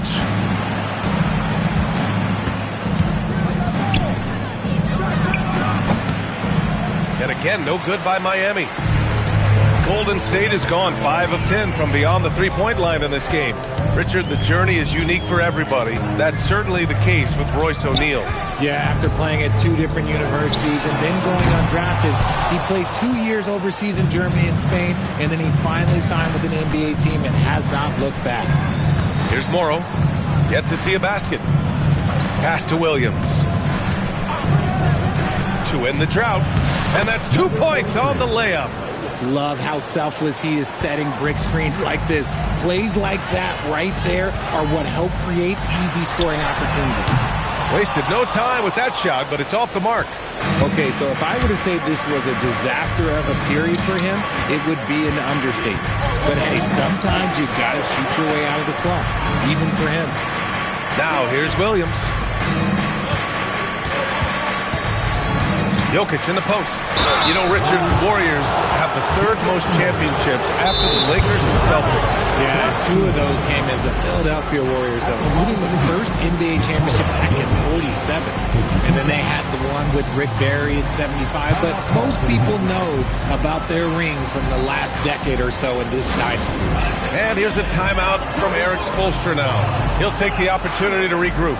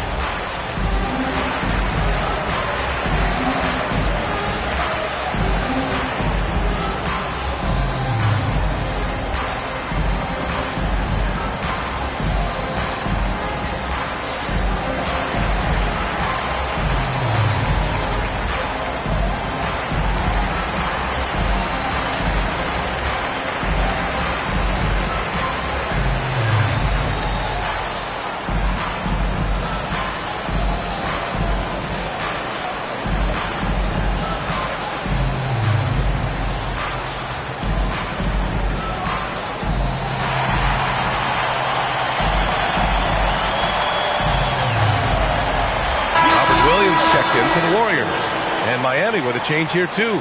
Bamba's checked in.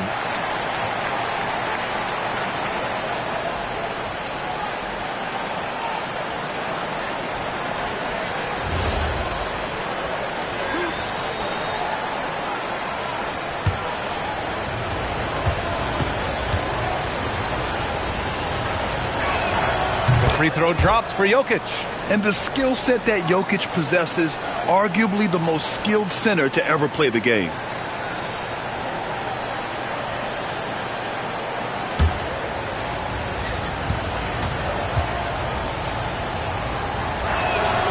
Off on that one, so he goes 1 out of 2 at the line. Nice rebound. Trying to match the other team's intensity right now. Toppin outside.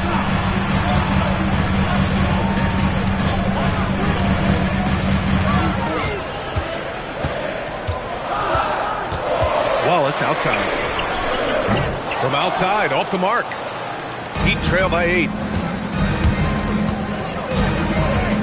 Here's Shepard. Hasn't gotten one to fall yet. Bamba with it.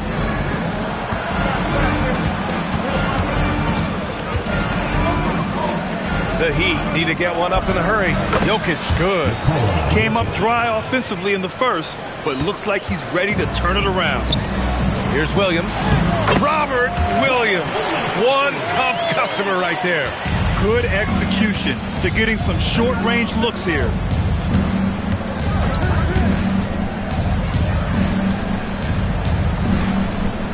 Pass to Jokic. And Toppin pulls it down. The Warriors lead by 8.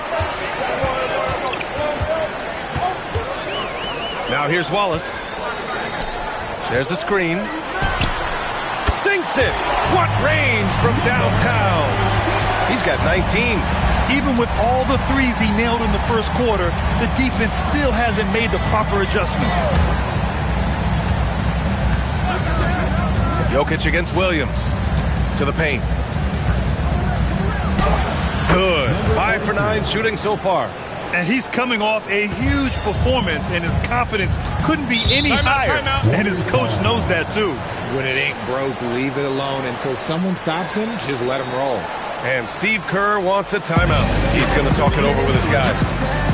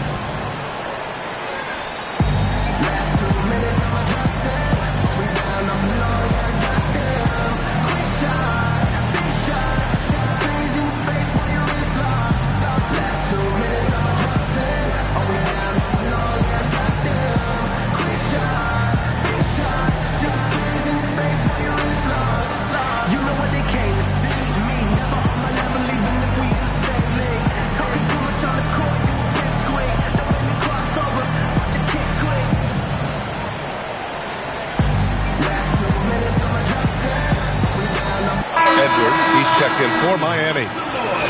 And getting a perspective on the offensive tendencies here since the All-Star break, we got a breakdown showing the average of 3-point attempts versus 2-point shot attempts per game since the midway point of the season for the Warriors.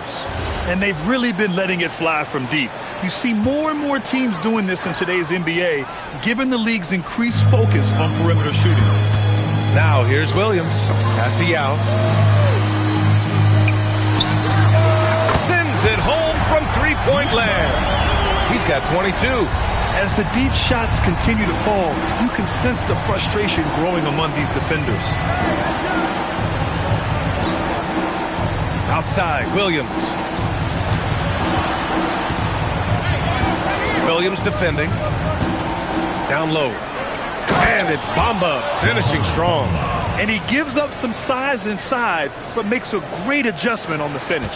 Yeah, you can give up some size, but that shows you how fearless he is, willing to attack the basket no matter who is in front of him. Now, here's Williams.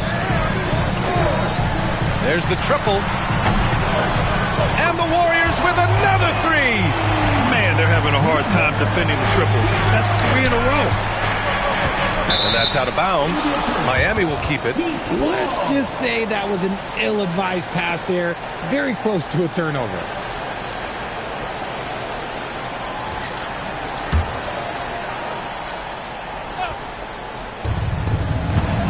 Outside Edwards.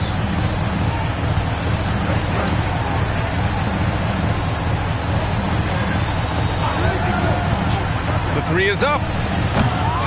Here's Bamba, and it's Bamba finishing strong. Just a big play at this juncture of the game.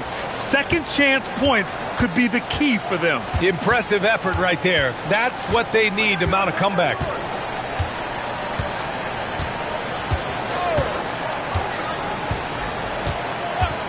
Pass to Yao. And he's going to the line for two. The official saw contact while he was going up. Personal foul. It's going to be on Mo Bamba. Everyone in the building saw the obvious contact. He's getting his first free throw attempts of the night now.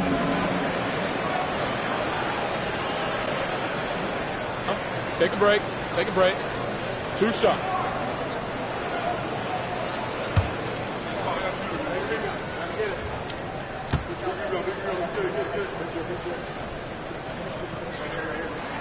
And the first one at the line is good.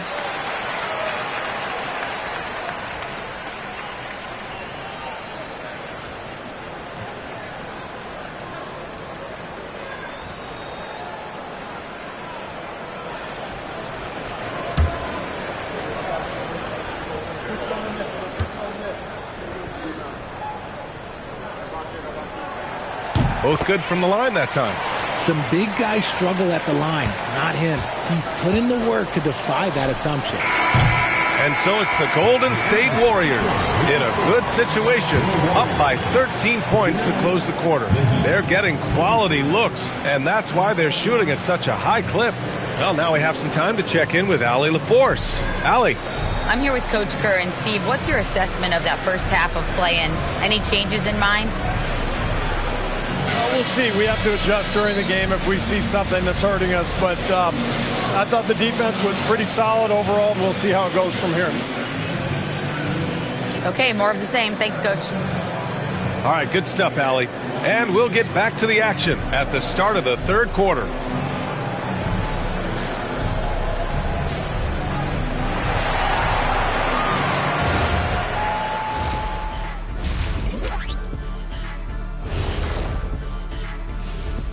Hi, everyone. Let's start things off by checking out the Player of the Month award recipients. Let's talk about our winner from the Western Conference. I've been really impressed watching him. I mean, he's facilitating this offense, making plays for his teammates and for himself. Yeah, he's been the best player on the floor most nights. Really has. And now, how about that first half? Talk about a dominating display for the Golden State Warriors. Dominant performance from this offense. As a fan, you just have to admire it and see what they're doing. Yeah, they're hitting the 3 major E's: effective, efficient, and entertaining. I like the way you did that. Appreciate you joining us. It's been our distinct pleasure, and I mean that. Let's now take you back over to the third quarter with Brian Anderson.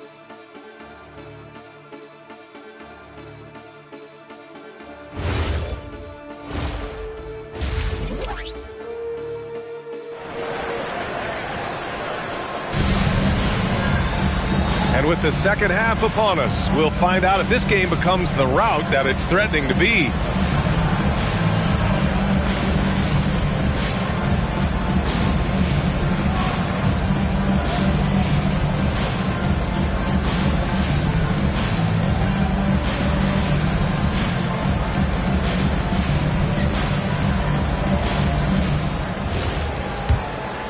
Here's Shepard. No points yet. And on the floor for Eric Spoelstra starting the second half. We've got Patrick Williams, Anthony Edwards out there with Shepard. Then it's Mo Bamba. Here's Shepard. Pass to Williams. 5 on the clock. Here's Edwards. And it's Miami with another. Well, in that mid-range area, Edwards is money. The defense must guard him better than this. Well, Grant, the 2025 season was sort of a return to form for Karl Anthony Towns. Yeah, B.A. He just seemed more comfortable out there, right? Getting back to what his numbers used to look like and just playing with reckless abandon. And trust me, when the D's slow to react, he'll be the first guy to make them pay. Yeah, they're going to do a much better job of putting a little bit of pressure on him on his way to the hoop. And it's Bamba finishing strong. The ever-expanding skill set of Edwards. A nice dish right there. First team foul. And he's got his first opportunity at the line here tonight. Mohamed Bamba. One shot.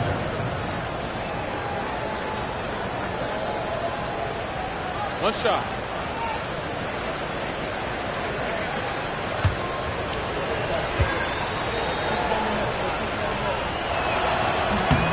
That's good from Bamba. Second half getting started. About a minute played. The Warriors lead by 10. Pass to Whitehead. From deep. Pure from three-point range. They're getting torched on the perimeter. 4 of the last 5 buckets have been threes. Gives us a chance to catch up with Allie LaForce. Thank you, guys. The Miami Heat's head coach Eric Spoelstra talked about their approach, and he said, you got to try to take control of the game, set the tone, and play consistently throughout. Everybody's trying to do the same thing. It's who can impose their will longer than the other team. Guys?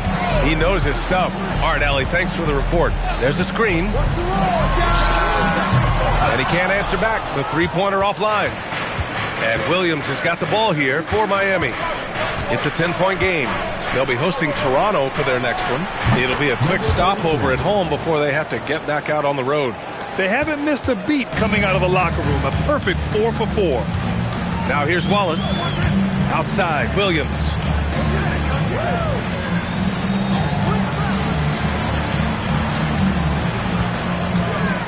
Clock at 6.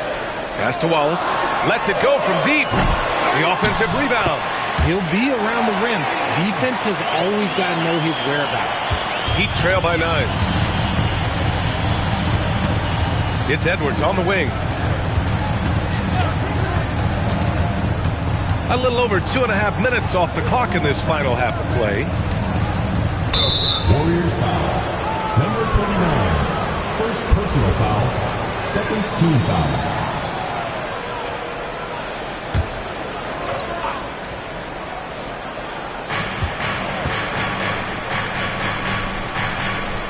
Screen by Bamba. 6 to shoot. Out to the wing. His first shot coming late. And that's their first miss after hitting 4 in a row to start the half. Whitehead passes to Wallace. Lets the three fly. Nails it from 3. Give him 30. And just not letting up at all. I mean, you have to love this approach. You want to get the ball to the guys who make plays. This is when good players really get after it. He can sense that they're reeling, and he's going to put his foot on the pedal. And here's a timeout from Eric Spoelstra now. We might see him looking to make some tweaks to the strategy.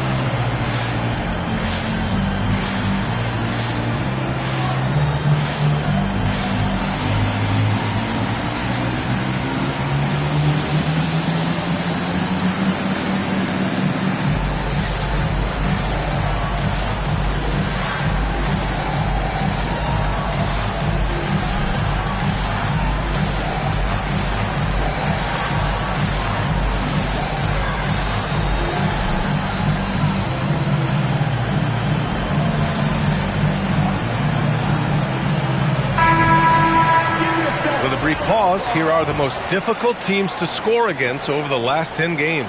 Miami, number 1. They're on a great run defensively, treating every possession with a sense of urgency. Heat trail by 12. Here's Shepard. He's scoreless.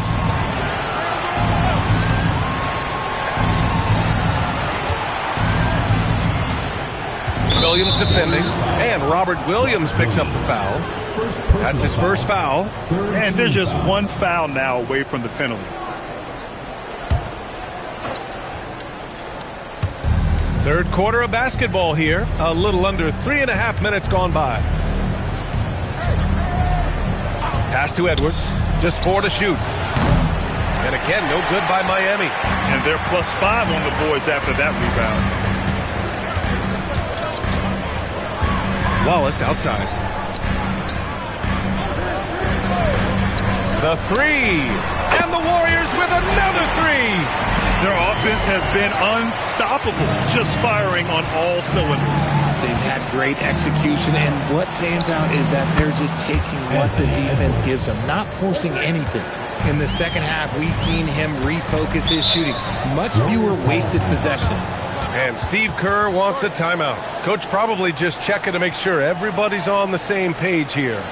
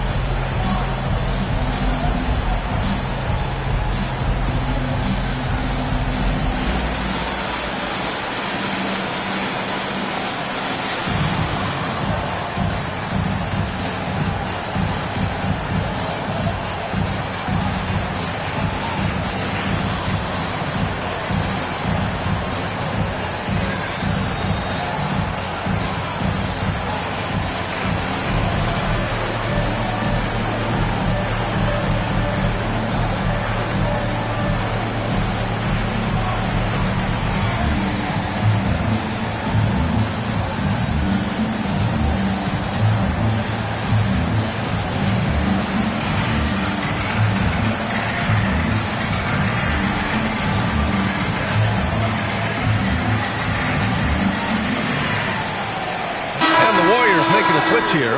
Herder's checked in. Fox is checked in for Miami.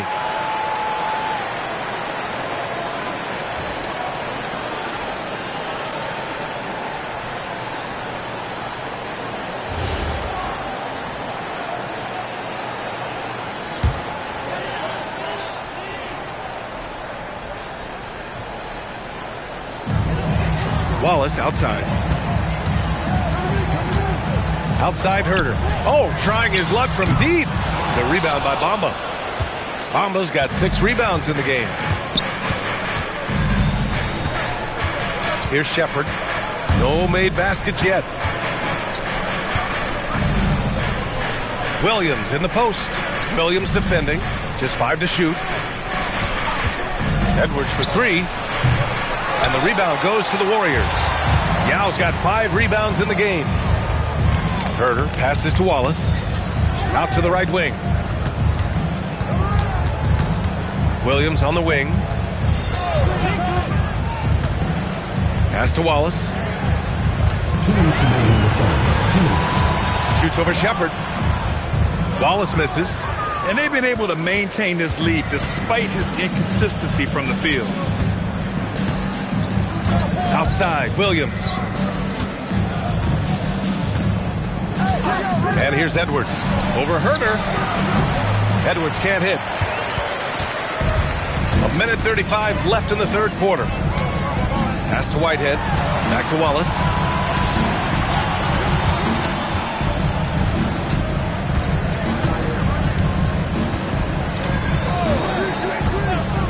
Here's Whitehead.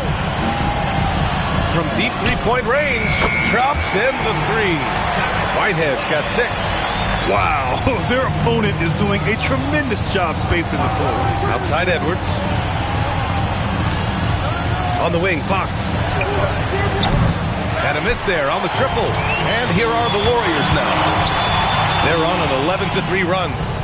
Whitehead shot is good. At point-blank range, oh yeah, you're not missing from that. Heat trail by 17. Outside, Williams. Pass to Edwards. Warriors with the rebound. Yao's got his 7th rebound here tonight. You have to credit their effort. I mean, they've done an amazing job on the glass. Here's Whitehead. Here's Wallace. And the Warriors with another 3. They've been very well-rounded and extremely focused. Yeah, not just an impressive showing on offense, but on defense as well, executing their game plan perfectly. Pass to Shepard. The 3 is up. That shot, no good. And as we conclude the third, pretty much a blowout here. It's been a one-sided affair. The Warriors on top, opening up a huge gap. After a quick break, we're coming right back with the start of the fourth quarter.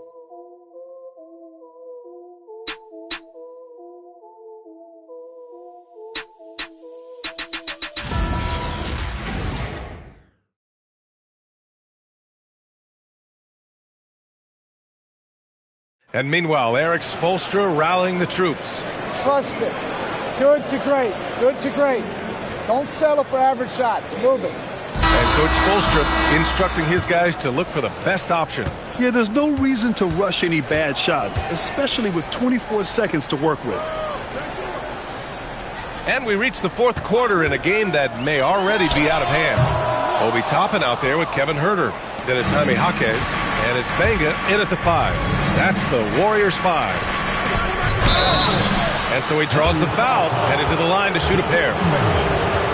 You know, Grant, for a guy who started playing basketball at age 17, Siakam has put together quite the resume.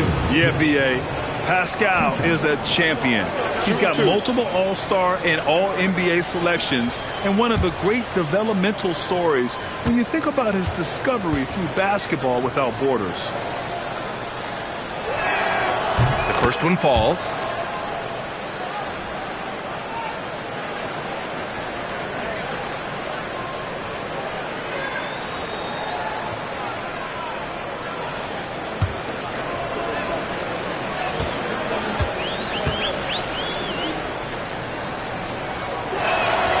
That one's no good. And right now, they're +8 in the rebounding category. That's helping them run away with this. Jaquez, the pass to Toppin. Now Huerter. Outside Jaquez. Launches a 3. Drills it from deep. Jaquez has gotten himself going with a triple. His first basket of the game. That's been typical of their performance today. They're sharing the ball and creating good shots. He drops it from range. This is just fun. These teams are trading threes back and forth. This is today's NBA. Hey, we see this kind of exchange more often than not. Tried to come right back with a 3 of his own, but it's no good. Inside. Oh, deflected. And the dunk by Jokic. He just rises up and throws it down hard with one hand. That is such a go-to move for him. He holds nothing back on those. Now here's Toppin.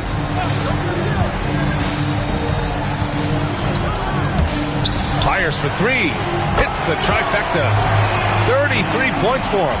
Putting on a shooting clinic from deep. He had that huge first half, and he's still rolling. To the paint. Nice dish, and the layup goes down. He's been dominant all game long. Nobody on the floor can stop him. And look, let's just say he knows it. And Eric Spoelstra decides to call timeout. He wants their game plan to be crystal clear at this point.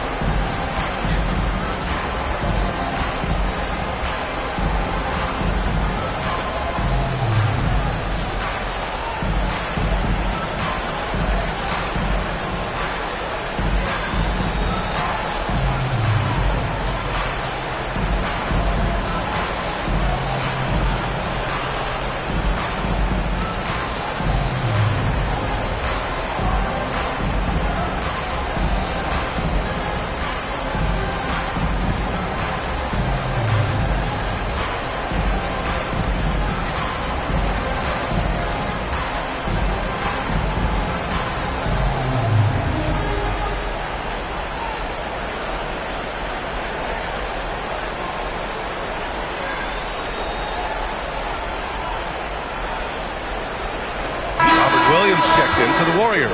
And Miami also making a switch. Bamba's checked in for Jokic.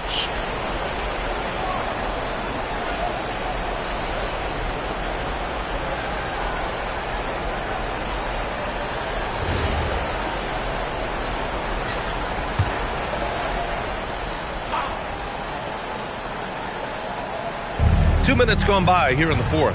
Pass to Morrow. Now Smith. Miami moving it around. 6 on the shot clock. And it's Bamba finishing strong. Oh, nothing soft about that. Was not going to be denied. Just took the dunk that was right in front of him. And that's his MO. Be physical, get in position for the putback, and throw it down. The defense got to know that's what he's looking to do. Pass to Ford. Smith outside. Puts up a 3. The Heat rebound. He shoots again. And the layup by Bamba. That'll drive your coach crazy, failing to box out. Yeah, you think you got to stop, and it's wasted because of sloppy work on the glass. You literally practice that every day. Now here's Williams. Jacks up a 3. That shot missing. Defense dodged the bullet that time. Total breakdown.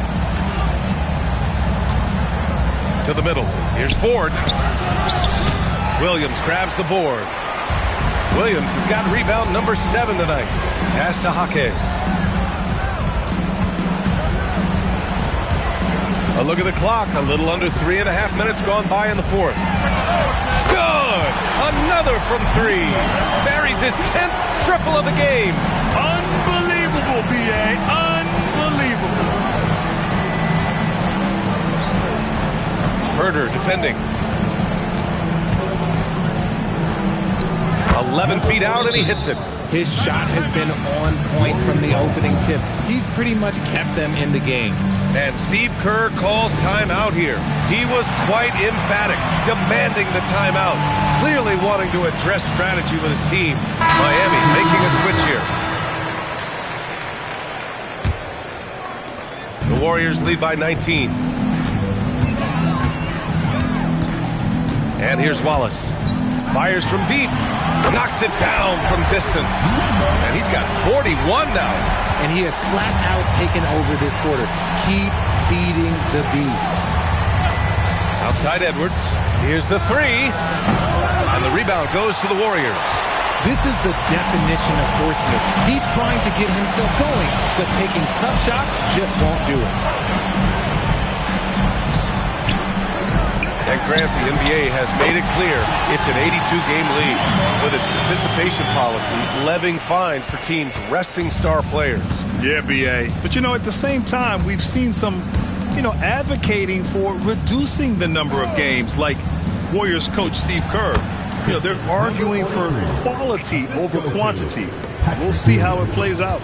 And, man, is he in a zone right now. Seems like he can't miss. 2 minutes. Outside, Williams.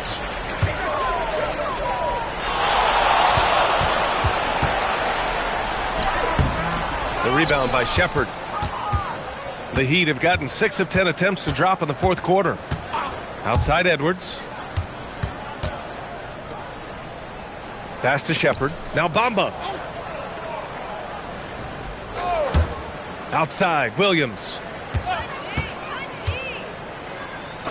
Wing shot on the way, and it's Miami with another. Well, the scoreboard tells you everything you need to know about this one. A great showing here for the Warriors. And you don't usually see this kind of blowout, but tonight they delivered the punishment. I mean, what's so impressive is they never wavered in their approach. They just kept at it and showed they were without a doubt the better team. And this will give them their 7th win of the year. And the ball out of play. The Warriors will have it. Unforced turnovers. They'll drive your coach insane. And the Warriors going with a whole new group out there.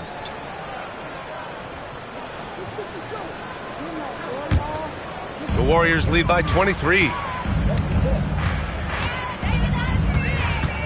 58 seconds left in the fourth quarter.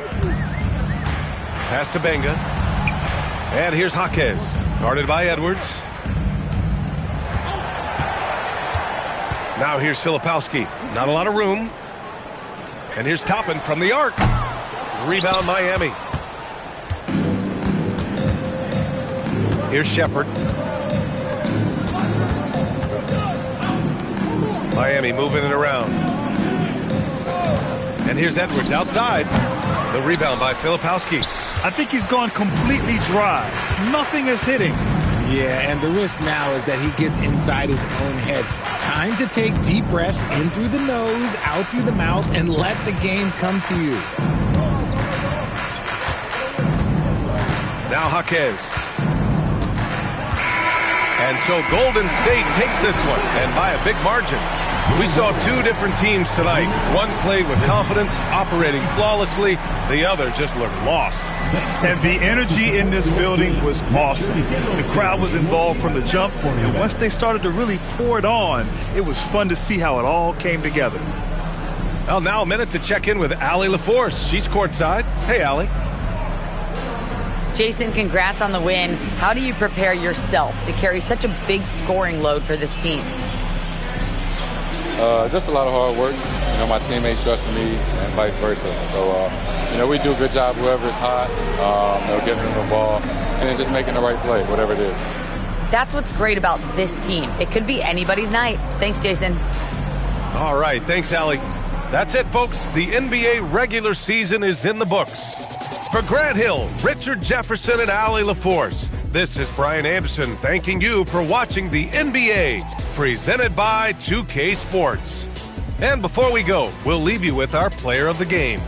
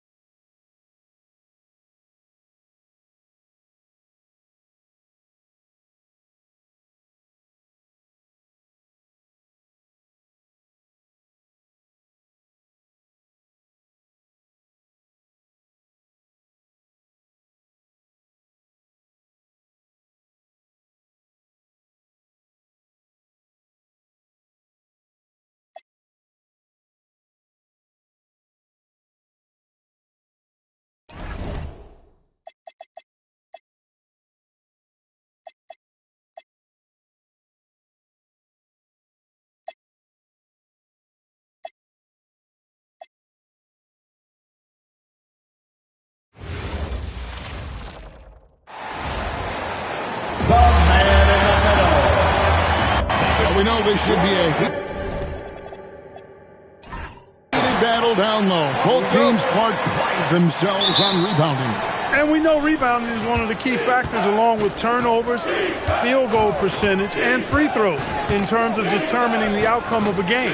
So we'll keep an eye on the rebounding battle in this one because that is the strength of both of these teams. And a look at the starters for the Hornets. Exum is out there with Sexton. Then it's Bagley. Then it's Andrew Wiggins.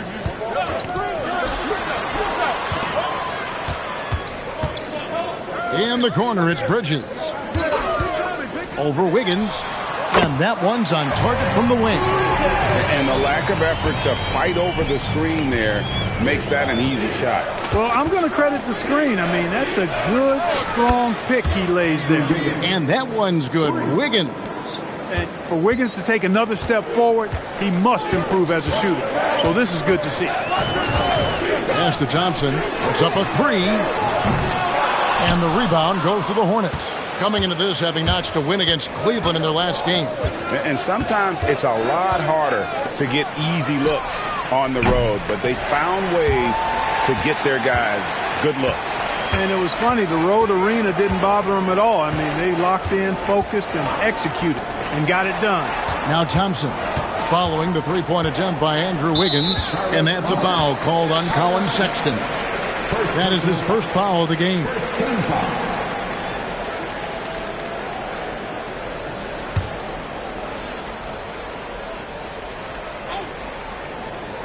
About a minute and a half through the first quarter.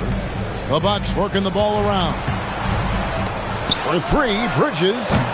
No good on the shot. And not allowing the shooter even an inch of breathing room on that one. And guys, that's exactly the kind of high-impact defense they want to see out of him. Again, Wiggins missing. They're a little slow out of the gates, just 1 for 4 from the field so far. Over the last 2 decades, Kemba Walker has been one of the few bright spots, Clark, for Charlotte basketball.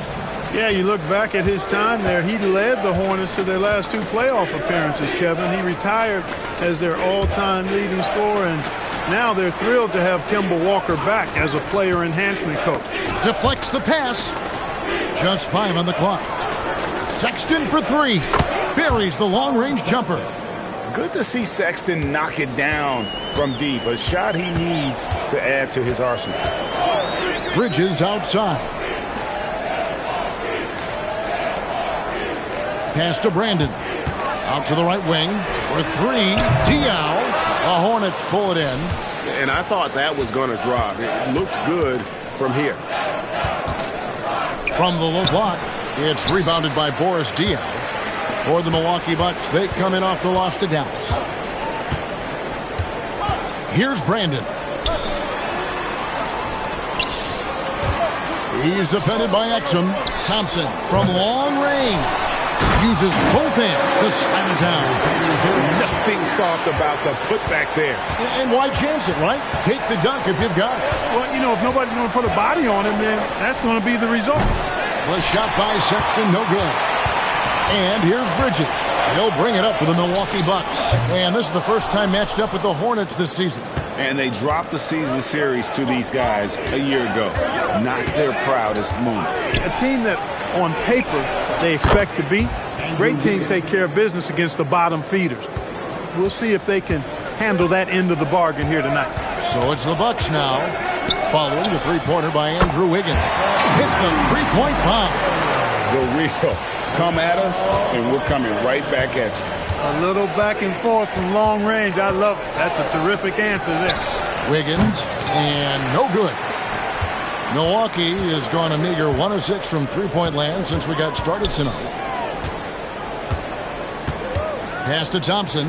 Fires the 3. Bagley with the rebound. Not his best work at all. This is a quarter he'd rather forget. Let's check in now with our Allie LaForce, who's got a story for us. Allie? I was able to talk with Doc Rivers for a minute. Much of our discussion centered around Cade Cunningham.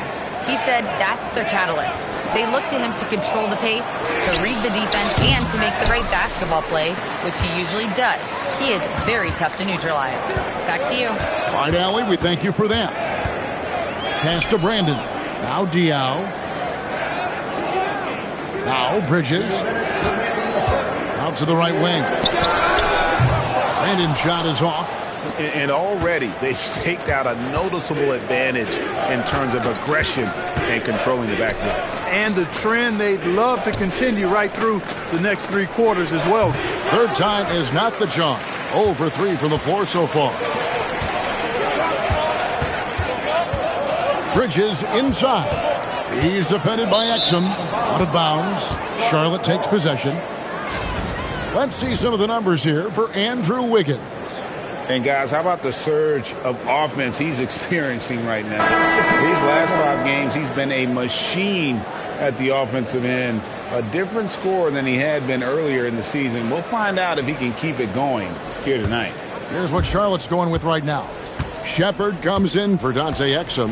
And it's Collier in for Sexton. And a timeout called by Charles Lee. He's going to take a few moments here to check in with his team and regroup.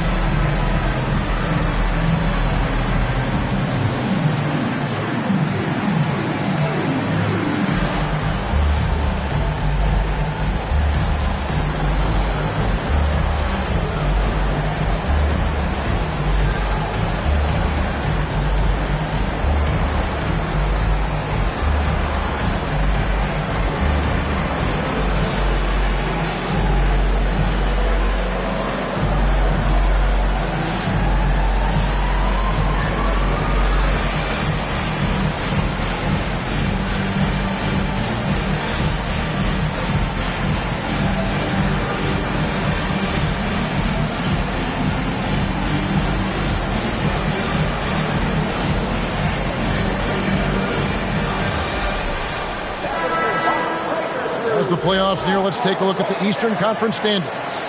Taking a look at Charlotte, they've had a great season and will look to extend that into the playoffs. And of course, there's the Bucks. They're down there in the 10th spot. And seeing where the Bucks are, they had the kind of hot and cold start that we've kind of come to expect. Nothing that would indicate they're in for any kind of a breakout season. And, you know, perhaps with a roster move or two later on, they can start to break out of that path. Wiggins outside. Charlotte moving it around. Launches a 3. It's rebounded by Boris Diaw. And for Milwaukee, they're shooting 36% in this first quarter, trying to get their bearings.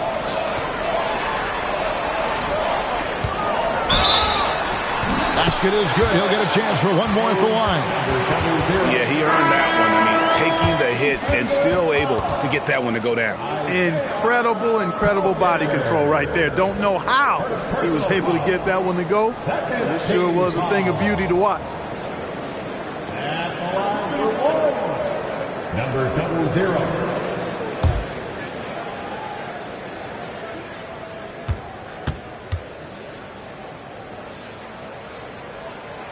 On the free throw, no good. Charlotte's gone 3 of 7 from three-point range in the first quarter. Pass to Collier.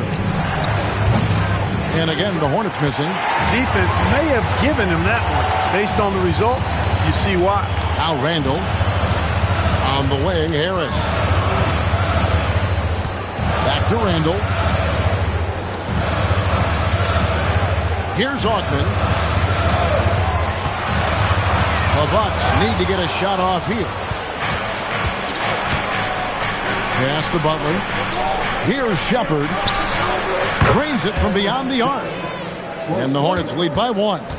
And we've seen several lead changes tonight. Neither team giving an inch. Yeah, and the lead has changed hands, and it just hasn't stayed in those hands very long when it's changed.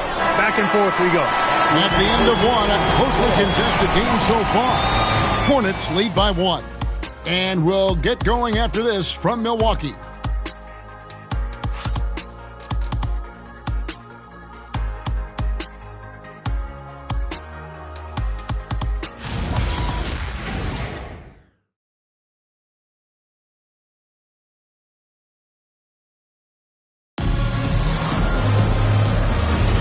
And it's been a pretty even game here after one quarter of play. And what do you guys think so far about the offensive approach for the Hornets? You know, so far in this one, these guys have been knocking it down from distance. You've got to like their confidence as this game continues. They're on a nice roll. And it seems they've also put an emphasis on moving the ball, working to rotate around the defense and find those quality looks. So on the floor for Charlotte to start this second quarter. Collier out there with Shepard. And it's Caron Butler. Then it's Matt Bonner. And it's Pachulia in at the 5. Here's Landale. A great 1-2 punch. Beautiful pass and nasty jam. Incredible reverse throwdown. Excellent body control. And guys, I'd even go as far to say that was a punctuation dunk. Memorable. Keep that one in the career highlight reel for sure. And the lack of effort to fight over the screen there makes that an easy shot. Well, I'm going to credit the screen. I mean, that's a good, strong pick he lays there. 13 feet away. Back to Chalmers. On the wing, Harris. Pass to Chalmers from past the arc. And again, Milwaukee with the triple. Nice setup. Excellent team basketball. And a timeout called by Charles Lee. He's going to take a minute here to get things straightened out.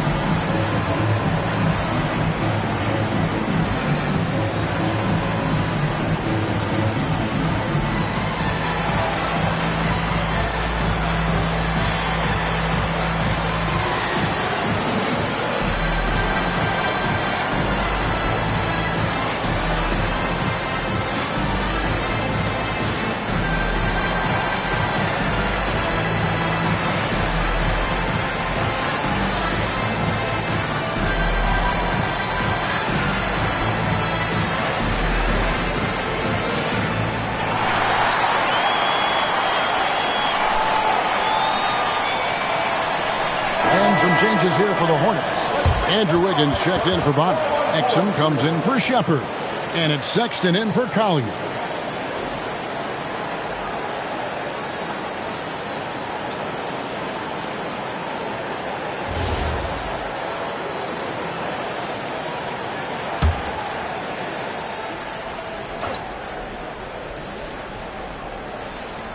And here in the second with about a minute and a half gone by, Butler no good. And they haven't been able to turn it into a big lead, but their rebounding advantage is starting to add up. Yeah, still close, but with their tough play on the board, we're certainly seeing the effort. Now we'll hear from Allie LaForce, and she's got a story for us. An update. Allie? Hey, Kevin. Tyrese Maxey trying to do it all for his team. He said, I think the biggest part is leadership. I need to lead by example and lead with my voice. I have to play well, and if I do that, I can demand respect with my play. But I really want to set a good example just by how hard I work. Back to you, Kev. Great mentality. All right, Allie, we thank you very much. And a big game here for both teams, Clark, as they jockey for playoff position. Well, we know playoff seeding can make a huge difference in how you advance or not in the playoffs, and being in a position to secure home court is certainly something you'd like to have. So I wouldn't be surprised to see these teams treat this just like a playoff game.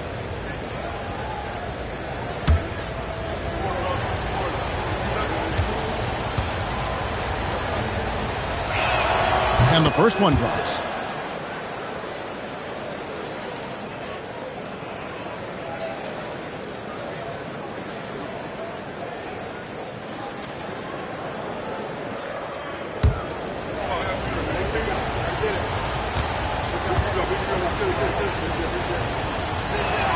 And Pachulia drops them both.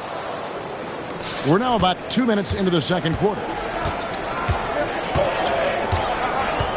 Here's Brandon. Trying to claw his way back after a terrible showing in that loss to Dallas. 2 points. That one goes. Pretty much all of their buckets coming from inside the paint now. Exum deciding where to go with it. Wiggins outside. A 3-ball. And that comes off the assist by Exum. Exum's got his 3rd assist on the night. Boy, the progression of Wiggins' game out beyond the arc. He now is not only shooting that shot, he's expecting to make it. The fader. And the rebound goes to the Hornets. Here's Sexton. Uses the glass to finish the layup. Sexton's got 5. This tug-of-war game continues. And, guys, that's lucky number 7 already in this game. Here's Brandon. Defended by Sexton. He can't get it to go. Excellent D there from Pachulia. Outside, Sexton. Wiggins outside. Pachulia with the screen on Randall. And it's Wiggins missing. You know, his touch just has not been there tonight. You wonder how big their lead would be if he was hot. Bridges, no one around him. No good on the triple. And on an open look like that, he's very gifted at making the weak coverage pay. Pass to Wiggins. This one for 3. No good again. Just 3 for 10 with that miss. Milwaukee has gone 2 of 4 from 3-point range so far in the second quarter. To the middle. Here's Randall.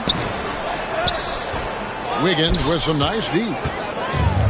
Charlotte has gone 6 of 14 with the 3-ball tonight. Just a little over 40%. The shot by Sexton, no good. Rare you'll see him miss such an open look.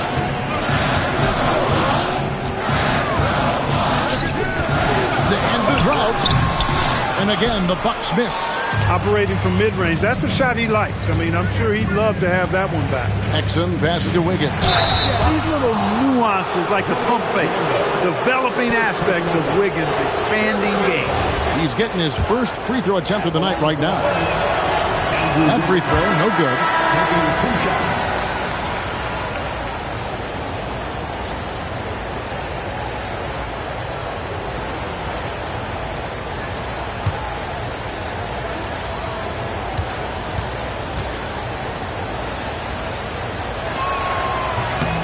And he sinks the second.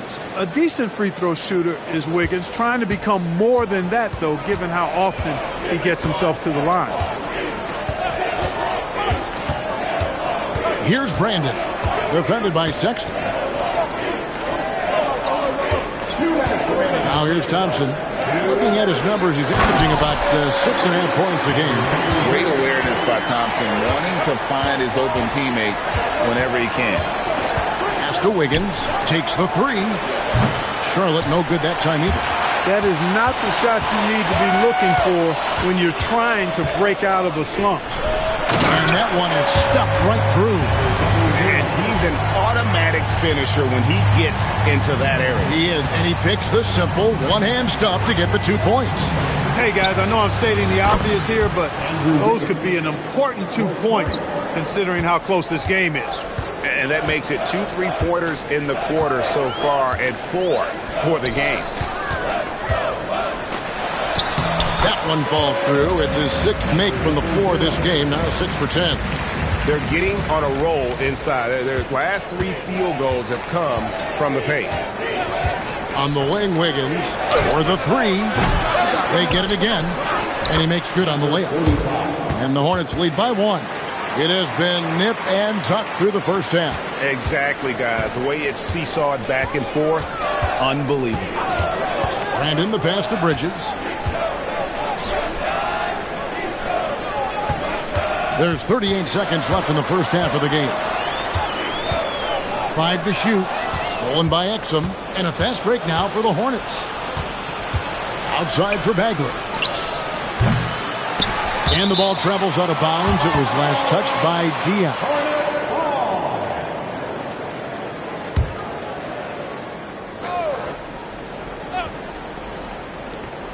We've got 22 seconds left to play in the first half. Charlotte moving the ball around. Just 5 to shoot. Back to Exum. Here's the 3. The rebound by the Bucks. On the wing, Thompson. And the last shot before the buzzer is off. And that's it for the first half of action. What's been a very close game here. Hornets ahead, up by 1. Stay with us, folks. We'll get back just after halftime to start the third quarter.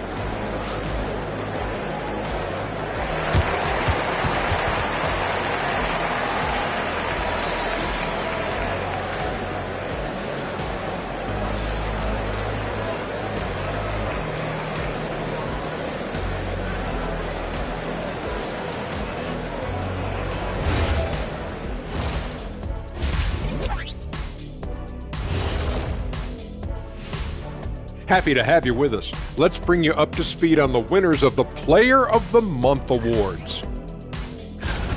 Guys, how much does winning this award impact the MVP race?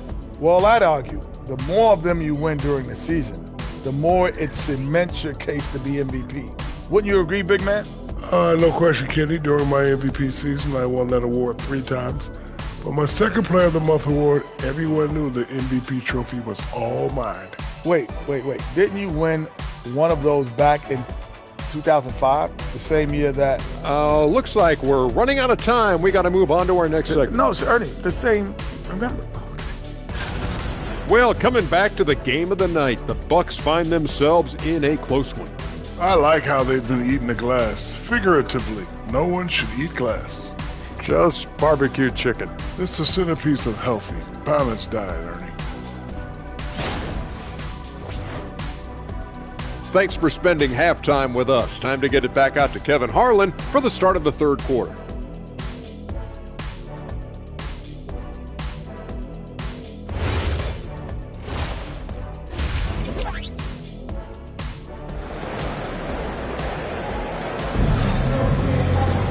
And we're halfway through this one. Plenty of basketball left in a game that's been fairly even so far. Andrew Wiggins really making a difference here. And if he can keep shooting from deep like he did in the first half, he's going to be more than a handful. Yeah, you know what? The defense is going to adjust. They'll be ready for him now, so I'm sure they talked a lot about how to slow him down. The Bucks trail. We've got Thompson. Also Boris Dio out there. And it's Brandon in at the point. That's the 5 to begin the second half for Doc Rivers. That shot is off. And you can see the defenders afraid to kind of get in his way a lot of times when he's on his way to the basket. But on that one, they were there. Outside, Bagley. Now Exum. He has yet to score. Wiggins from outside sinks the triple. Wiggins has got the lead up to 4 now for the Hornets. Smooth, quick release. Wiggins has put a lot of time and work into his jumper.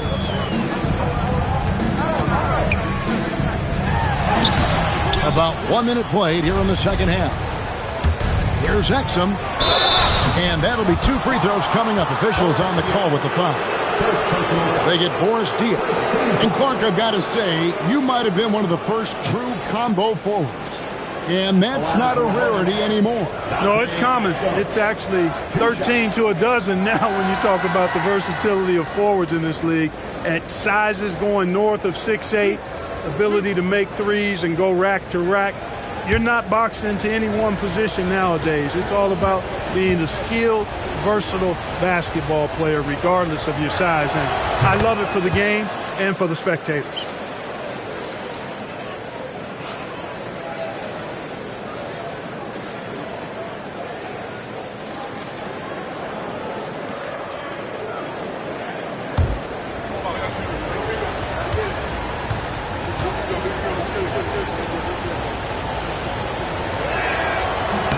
Exum hits them both. Here's Brandon. Guys are looking for a spark here. Yeah, a cold stretch offensively for sure. Thompson from long range. And they start the second half with 3 straight misses. Bagley sets a screen for Sexton. Wiggins outside. Shoots the three. Connects from three-point range. Wiggins has got 19 points. All these threes they're giving up have really been the driving force on this run. Pass to Diaw, looking to end the run. And the rebound goes to the Hornets. Boy, they need to pick it up here now. I mean, they're 0 of 4 coming out of the break. And we're just around 2 minutes into the final half of play now. And that one's good. Wiggins. I really like the start here. Great aggressiveness, red hot to start this half. And so now a timeout called by Doc Rivers. This now will give him a chance to discuss some potential changes.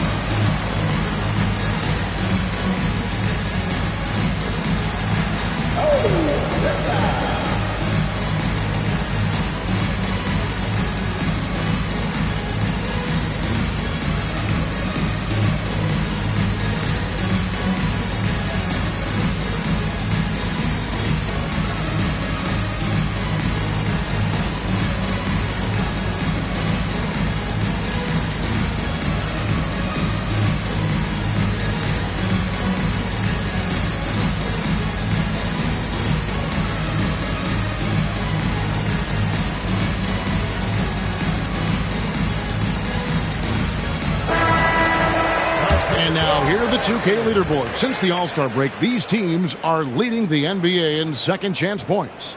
In second, the Hornets. And offensive rebounding, always a point of emphasis for this group, but for whatever reason, they've had particular success since the break, really just outworking their opponents on the glass. Milwaukee with the ball. Still looking for their first bucket of the second half. Thompson outside to stop the run. Bagley with the rebound. And another miss. Ooh, he's having a really ugly game. Yeah, about as ugly as you can have, you're right. And really scored most of their points, but he can't score them all, guys. He's going to have to get somebody else to step up. The Bucks have shot just one free throw, missing that one earlier. And as a unit, they're shooting 78% from the line. That's a solid number to work with on the season. That's been one of the strongest aspects of this team this season. I mean, there have been very few off nights for them at the free throw line.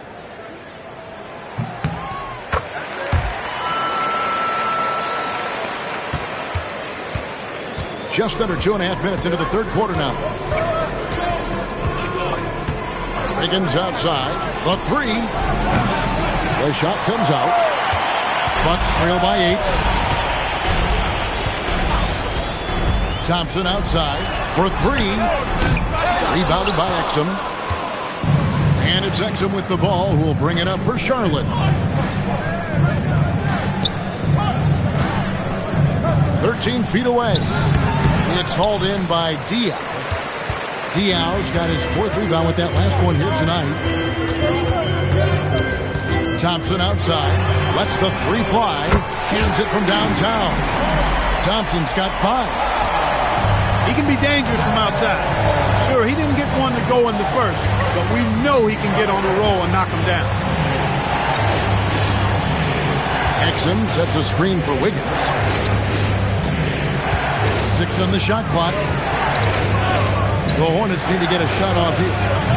And again, the Hornets missing. Bucks have gone just 25% from the field here in the second half. They're 2 of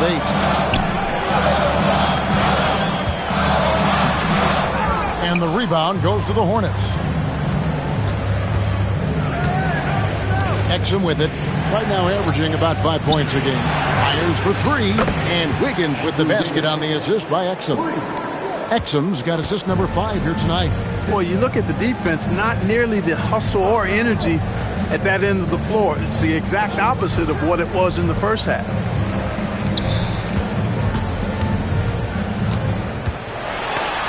It's blocked. And the stroke definitely lacking confidence this quarter. Nothing on target. Bagley with a screen on Bridges. Wiggins outside. Shoots from 12. It's rebounded by Boris Diaw. Diaw's got his 5th rebound right now in the game. Here's Brandon. Thompson way outside. Can't drop the tough three-pointer. It's Exum on the wing. And finished off by Bagley. And that's the kind of lead pass we've come to expect from him. And so now a timeout called by Doc Rivers. He's ready to talk things through with them.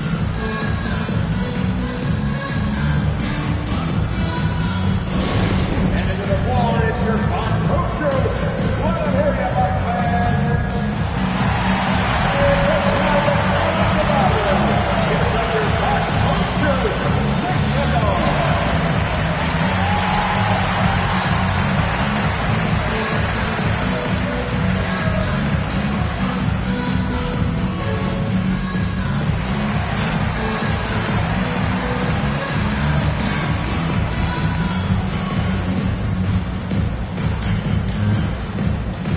Glendale's checked in for Milwaukee.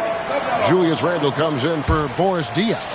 Pachulia, he's checked in for Charlotte. Butler comes in for Andrew Wiggins. Thompson outside. Lets it go from deep. Bangs home the trifecta. Thompson's got a pair of threes now here in the third for the Bucks. And that's his second triple of the half. None for him going into the break. Pass to Sexton. From deep. That shot misses. Bucks trail by 7. The number 1 overall pick back in 2014, Andrew Wiggins, certainly capable. Elite length and athleticism. His shot creation is more good than great. He has that 2022 All-Star nod to his credit, and of course, a championship from that same season. Pass to Sexton. Butler on the way. He's covered by Thompson. Over to the wing and out of bounds as the Bucks gain possession. Third in rebounding, and they keep a lid on opposing teams' offense overall. They are 10th in points allowed. That's a testament to their schemes and commitment on that side of the ball. And I need to mention their second chance points again. Such a hard-working team on the offensive glass. Think of all the points they would have missed out on if not for the effort on the boards. And the Hornets making a change here. Bonner, he's checked in for Bagley. Wiggins comes in for Caron Butler. Shepard's checked in for Exum. And it's Collier in for Colin Sexton. Oh, an aggressive move and fantastic finish. Trying to send a message with that slam, I think. That's exactly how you send it. 2 hands and down. Pachulia sets a screen for Wiggins. Knocks down the 3 ball.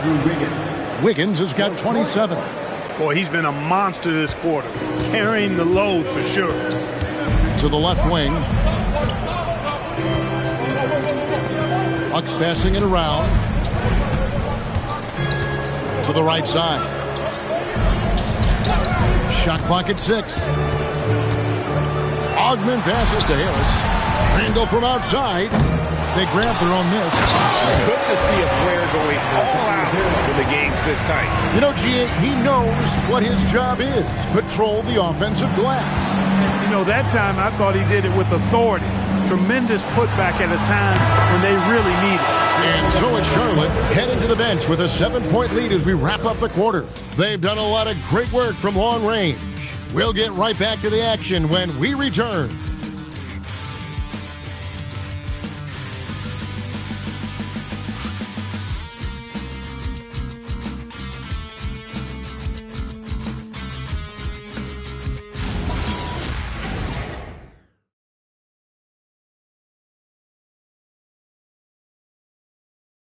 How about a look at today's State Farm assist of the game? And the definition of teamwork right there, guys. I mean, what great communication between them, and what a beautiful feed. For me, next to the big-time alley-oops and monster throwdowns, passes like that are probably the next best thing when it comes to sweet-looking NBA highlights. And this is it. Glad to have you along for this 4th and final quarter. Setting the floor for the Hornets, we've got Collier. Bonner is out there with Pachulia. Then there's Shepard, and it's Wiggins in at the small forward. There's a screen to the paint. Pachulia with the steal. Down low. Rebound, Milwaukee. Ogman's got his 4th rebound with that last one here tonight.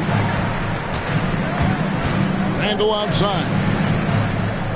Pass to Ogman. Right wing. Harris outside. Oh, good with the triple. Hornets leading by 9. Just over a minute played here in the 4th. Bonner passes to Collier. Takes a 3. No good on that one. And for Milwaukee, they're shooting 40% from the field. Chalmers outside for 3. Harris. Andrew Wiggins grabs the board. And so it's Wiggins with it. He'll bring it up for the Hornets. Here in the 4th quarter, their defense has been very strong, allowing no baskets. Charlotte no good that time either. Milwaukee's gotten off to an 0 for 2 start from downtown here in the 4th quarter. To the middle. Pachulia covering. Shooting foul as the whistle blows. He'll shoot 2 free throws. First personal foul. Clearly a foul. Yeah, he took a shot there. Earned those free throws. And let's take a moment, guys, to get your take on the scoring so far for the Hornets. Well, you know, throughout this game, they've shot the ball extremely well from downtown. Their shooters are getting open and letting it fly. And their passing has been great as well. Ball movement is key in getting good looks, and they've had that down tonight.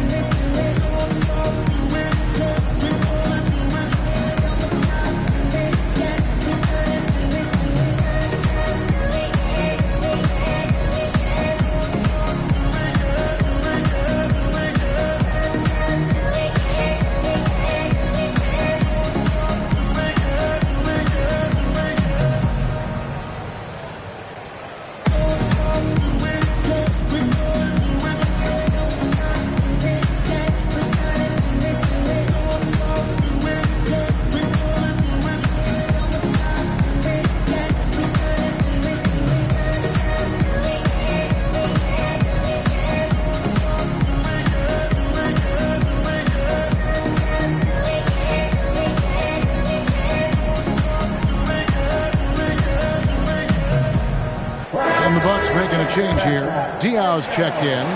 And let's go to the sideline. Here's Allen. Well, over the break, I listened in on Doc Rivers' huddle. He told the guys to stay after it inside. He said our play inside is terrific right now. He said don't lose any of that intensity. Stay strong down there. It's always nice to hear a coach enjoying his team's play. Back to you. Terrific, Allie. We appreciate the report.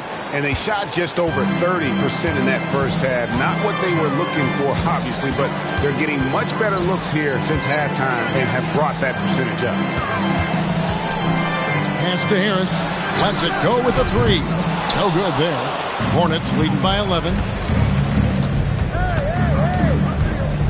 Wiggins outside. 3-pointer. And they convert it last on attempt number 3. And, Kevin, after being unable to find the net in the first half, they sure seem to be a different team here in the second. Exactly. I mean, finding their stride offensively, and they're on top on the scoreboard, and things are looking pretty good for them right now. 4th quarter keeps moving right along. 3 minutes gone so far. Off with the layup.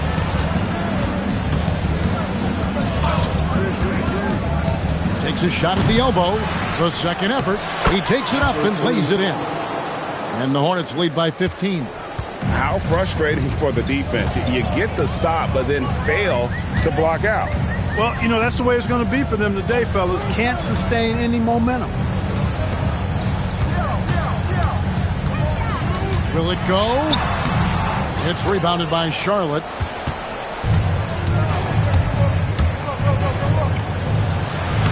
Solid play in the low block, and that one's good. Wiggins has got 18 points now here in the second half. To the wing right side. And here's Chalmers from the arc. The shot, no good. Hornets leading by 17. Now Shepard. Oh, that's blocked. And they beat it back. Beyond the arc. Rebounded by Randall. For him, it has not been a game to remember, but all they care about is that W. From outside, it misses. And here's Sharp. They're on an 11-1 run. Now Wiggins. Here is Bonner. From deep. And that one's good. Wiggins has got 34 points. Nice fluid motion off the catch there. I mean, Wiggins becoming a dangerous jump shooter. And we've got a timeout called by Doc Rivers. And he wants to see some changes out there right away and right now.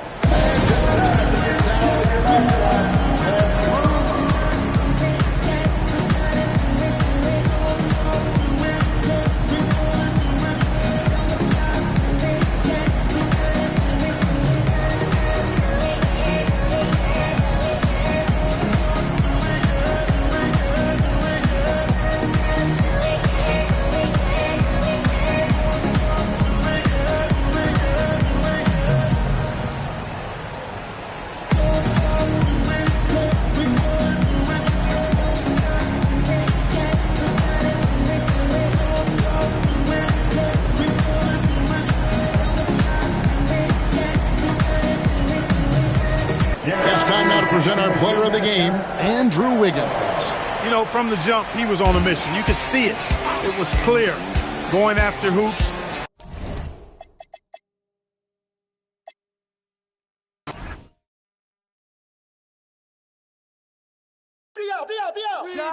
D up on calling, man. Let's go. Pick.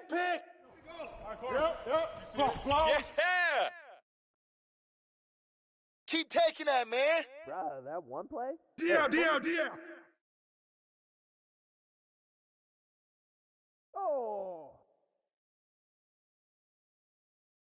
Oh, yes, that stroke is pretty.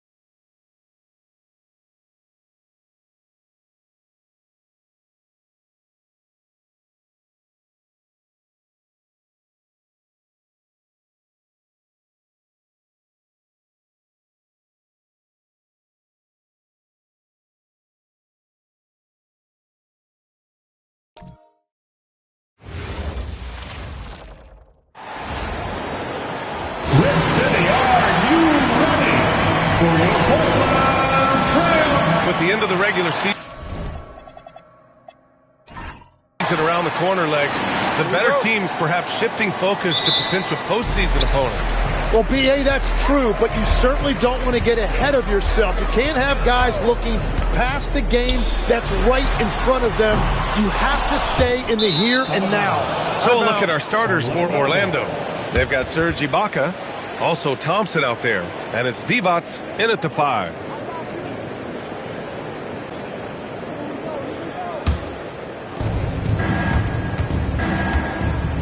Dragic with it. Three-pointer. The shot won't fall. Harris outside to the left wing. Rose against Dragic. Rose, pass to Gooden. Pocket 6. Trailblazers got to hurry. Got to get up a shot. Thompson with it. Picked up by Rose. And the sweet roll that time on the rim. That one falls. Nice find by Thompson. Now, good to see him sharing the ball like this.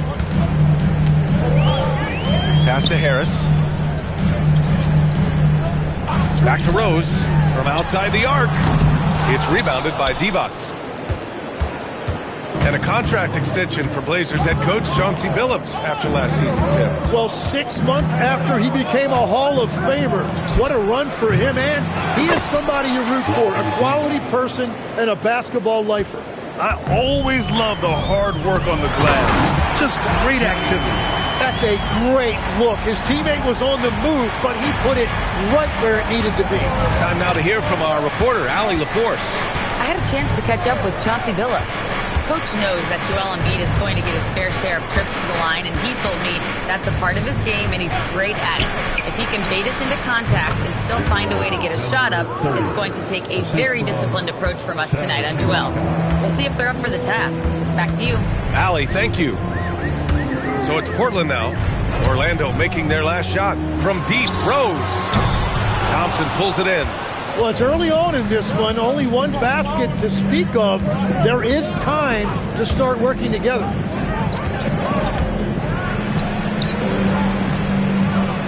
And Orlando tacks on 2 more. Getting out to a nice lead. Great flow and great execution. Blazers trail by 6. To the inside. 2 shots, 2 makes.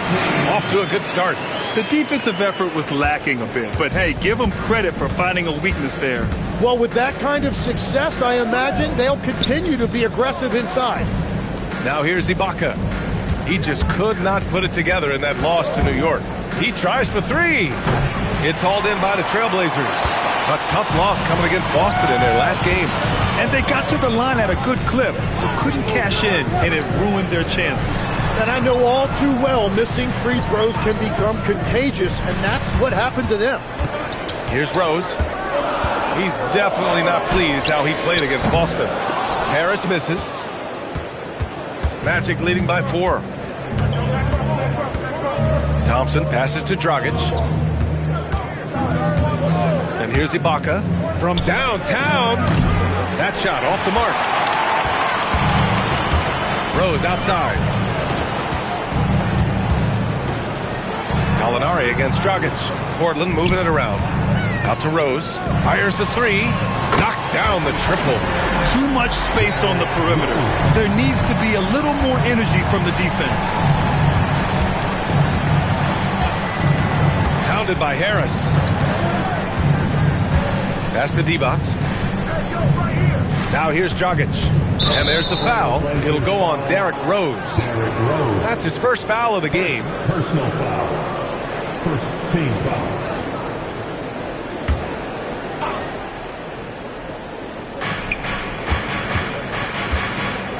Rose against Dragic. 6 to shoot. Ibaka with a screen on Rose. And it's Ibaka on the drive. And the jam by Ibaka. The B.A., when he gets the rim in his sights, it's tough to stop. So aggressive and a determined finisher. Nice. What a heads-up pass to know that his teammate was going to be available down in the paint. Here's Ibaka. The Blazers making their last shot. Well, he better focus now. His efficiency is dropping, but there's enough game left to make corrections. Pass to Harris. 2 minutes remaining in the first. Back to Rose. There's the three. They get the rebound. Second chance effort. And the basket by Gooden. Have to take care of the defensive boards better than that. Well, you see this all too often. The effort has to be there first. And so now a timeout called by Jamal Mosley. A moment to rest and confer on the game plan.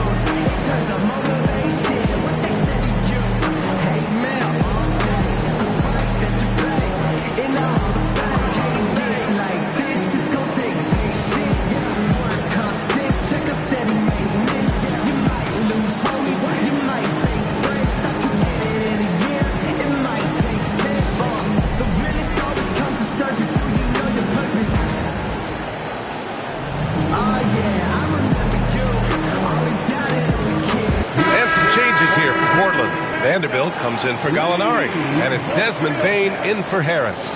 Orlando making a switch here.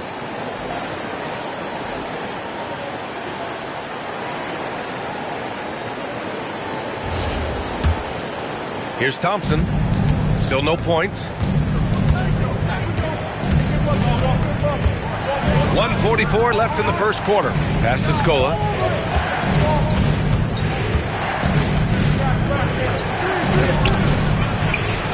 Cranes the triple.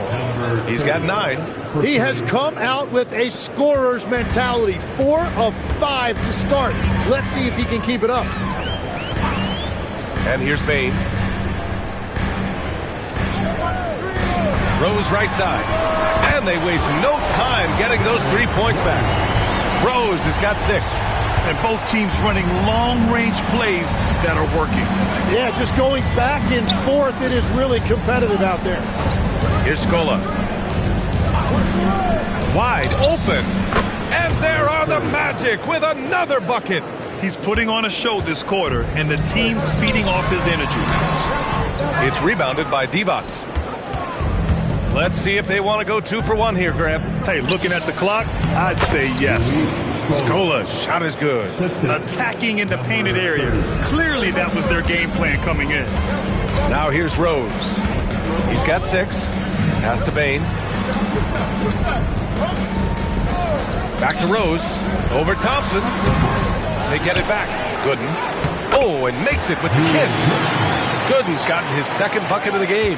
Great at jumping into action on these plays, saving that possession for his team.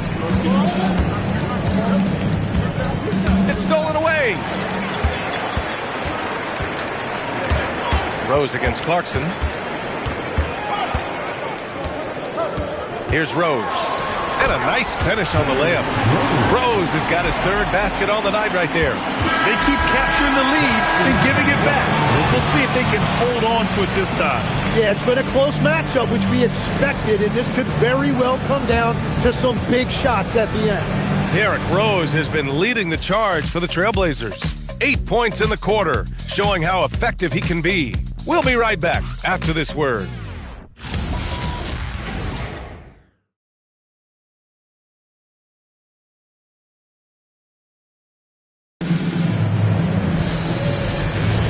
And we hope you're enjoying the game. Both teams tonight keeping things pretty even on the scoreboard so far. Let's get a quick check of the scoring breakdown here for Portland. Well, great play down low. I mean, you expect the defense to adjust, collapse maybe, but that should open up things on the perimeter later in the game. Another highlight for them has been their early ball movement, making quick, decisive passes to set up guys for great looks. Setting the floor for the Magic. Spencer Dinwiddie is out there with Jordan Clarkson. Then it's Williams. Then it's Yusuf Nurkic. And it's Scola in at the power forward. Here's Collison. Here's Calderon. And he banks in the layup. And the Trailblazers lead by 1. And force feeding the ball inside. I mean, no reason to go away from what's working. And there's the basket, and the whistle blows. Chance at a three-point play here. Going to the line for 1. First trip to the free throw line for him tonight. First team foul. At the line for the Magic, Yusuf Nurkic. Shooting 1.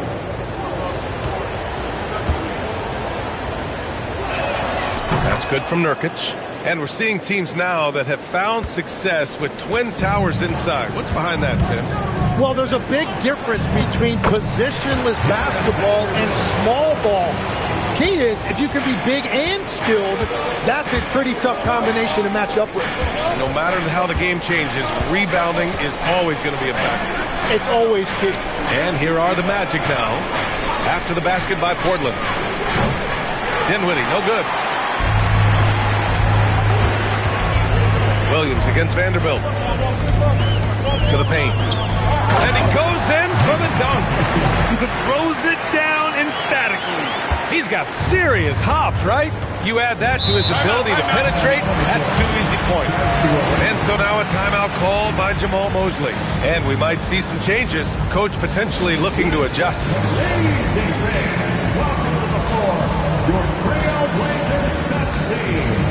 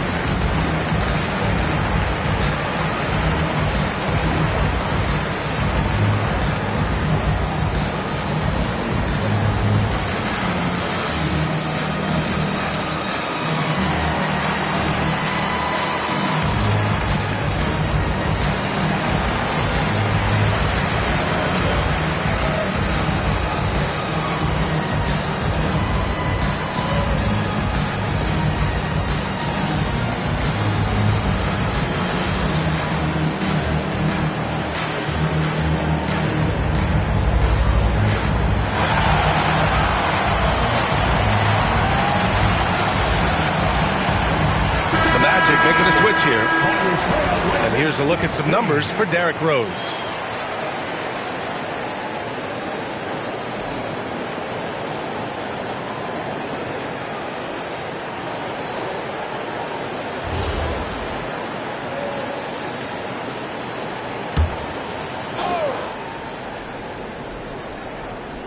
Second quarter, a little over a minute and a half in.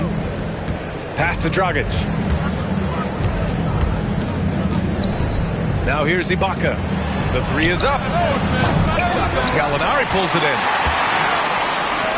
Wow, potent offense. It's been fun to watch. Just aggressive and effective. Taking it right to the defense. Now here's Harris. Still without a bucket. Back to Rose.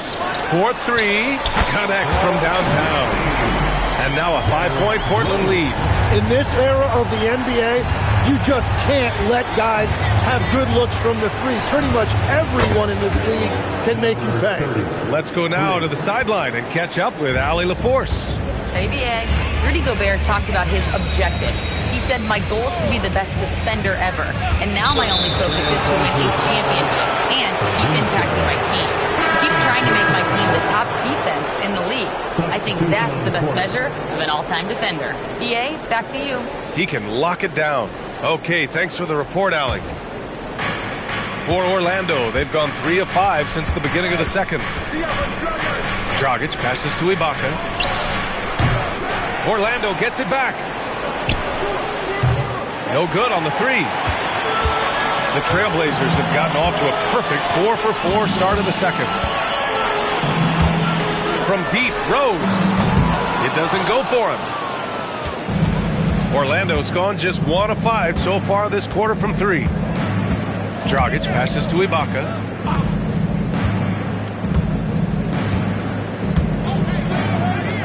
Releases. Yes, on the jumper. 16 points for him. Defensively, you can't afford to get stuck on the pick. Well, you just have to communicate those switches. If you don't, it's on you. Here's Gooden. Gallinari, the pass to Gooden. 4 on the clock. Pass to Ajinça. Shot blocked! And they forced the shot clock violation. Great D. Okay, it's time for the 2K leaderboard. The top teams in blocks during the last month of play. 5th on the list, the Magic. These guys have been so impressive down low on the defensive end, denying shots left and right over the past month. Amen Thompson's checked in for Orlando. Here's Orlando, outplayed in the previous game on their schedule, losing to the Knicks. Hey, they had their chances, but they struggled from the line. It's so hard to win that way on someone else's floor. And I wonder if the crowd noise got in their head. It seemed like it was affecting them. Now here's Harris. No points so far. It's good on the putback. And the Trailblazers lead by 2. This has been a close game in a lot of ways, but they do have an edge on the boards. Ibaka for 3. Portland with a rebound. And guys, this is the first they're seeing of the Magic this year. Gallinari, the pass to Rose. Here's Harris. Back to Rose. Fires the 3. It's rebounded by Ibaka. They've been keeping things close. And now have a chance to jump back on top, B.A. And there's the whistle. Illegal screen is the call. You can get away with one once in a while, but it looked like he wasn't completely set on that pick. Well, oftentimes illegal screens fall into a gray area, but that time he got called for it. The Trailblazers have gotten over 50% of their shots to go. 5 for 9 in the second. And one guy you can neither speed up nor slow down. That's Luka Doncic, Grant. Yeah, B.A., he completely dictates the pace. From the opening tip till the final buzzer, he can control the game. And so timeout called by Chauncey Billups here. He's going to gather the troops and talk it over.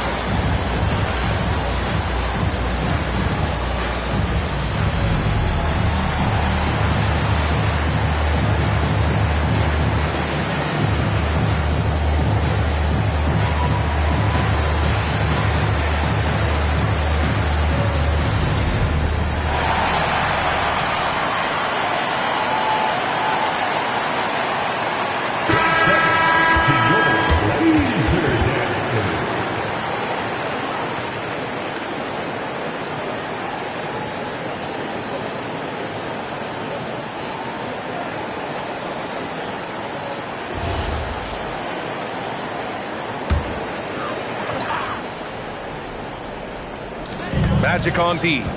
Trailing by 2. Pass to Rose. Portland moving it around. Down low. Oh, and a beautiful feed leads to a monster jam.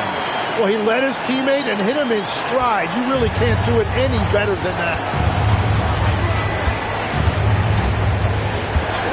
And there's a minute 45 left to play in the first half. And once again, off the mark by Orlando. Nothing going his way this quarter offensively. Time to recalibrate. Off the mark there with a 3. He hasn't helped the cause with his shooting, but his teammates have had his back. Pass to Dragic.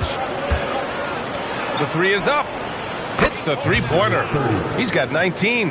So after making 1 in the first quarter, he's now made 2 here in the second. Starting to get it going a little bit. They're just taking what the defense gives them. And right now, that's the interior. And so now a timeout called by Jamal Mosley. He's going to talk it over with his guys.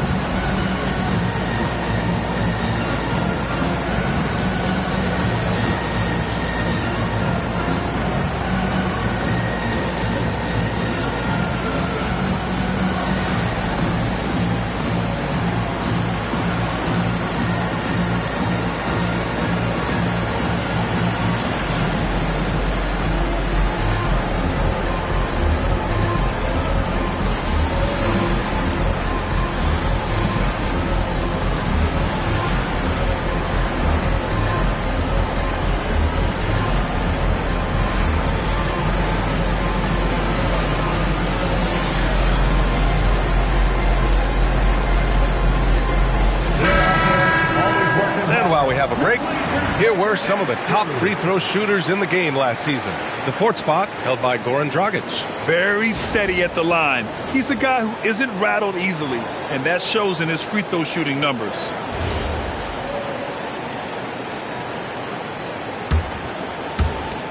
We've got 1:13 left to play in the first half. Now Thompson hasn't gotten one to fall yet. Off target with the three. And here's Harris. Right wing.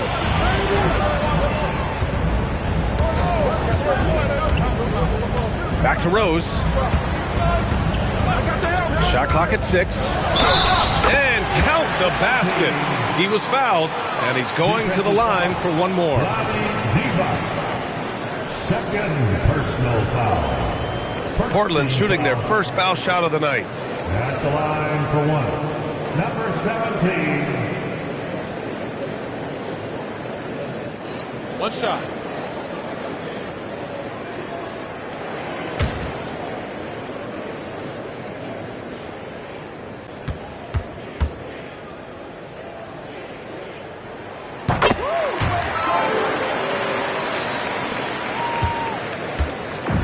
A chance at a 2-for-1.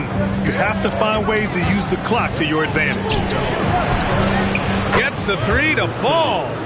22 points for him. Backing up that last three with another three. The defense has to stop giving them so many clean looks. 2 seconds separating the shot clock and the game clock. Inside. Dragic outside. Takes the three. Portland with a rebound. Rose with it. 11 points in the game.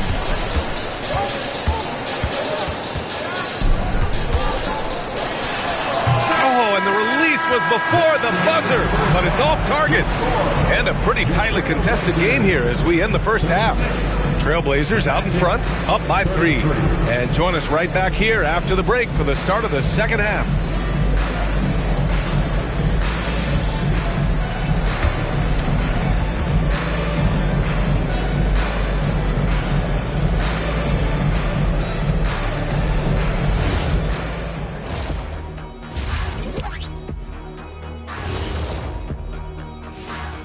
Hi, folks. It's shaping up to be a good second half as we've seen the Orlando Magic trying to take control of this game.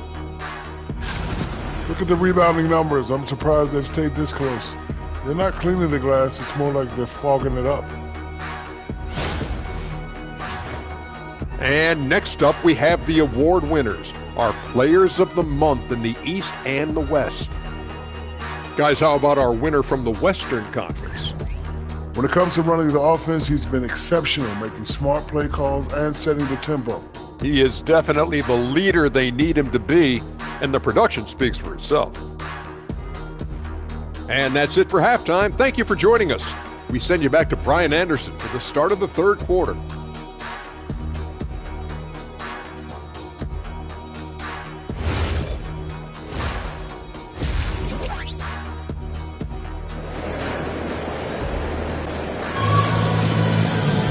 And after a fairly even first couple of quarters, this second half could turn out to be a great one as both teams trying to gain an edge.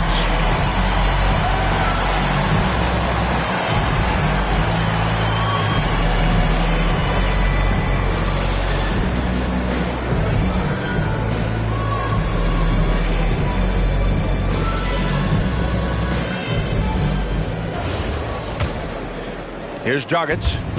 No points yet. We've got Danilo Gallinari. Derrick Rose is out there with Joe Harris. And it's Gooden in at the four-man position. That's the group starting the second half for Chauncey Billups. Orlando moving the ball around. 5 to shoot.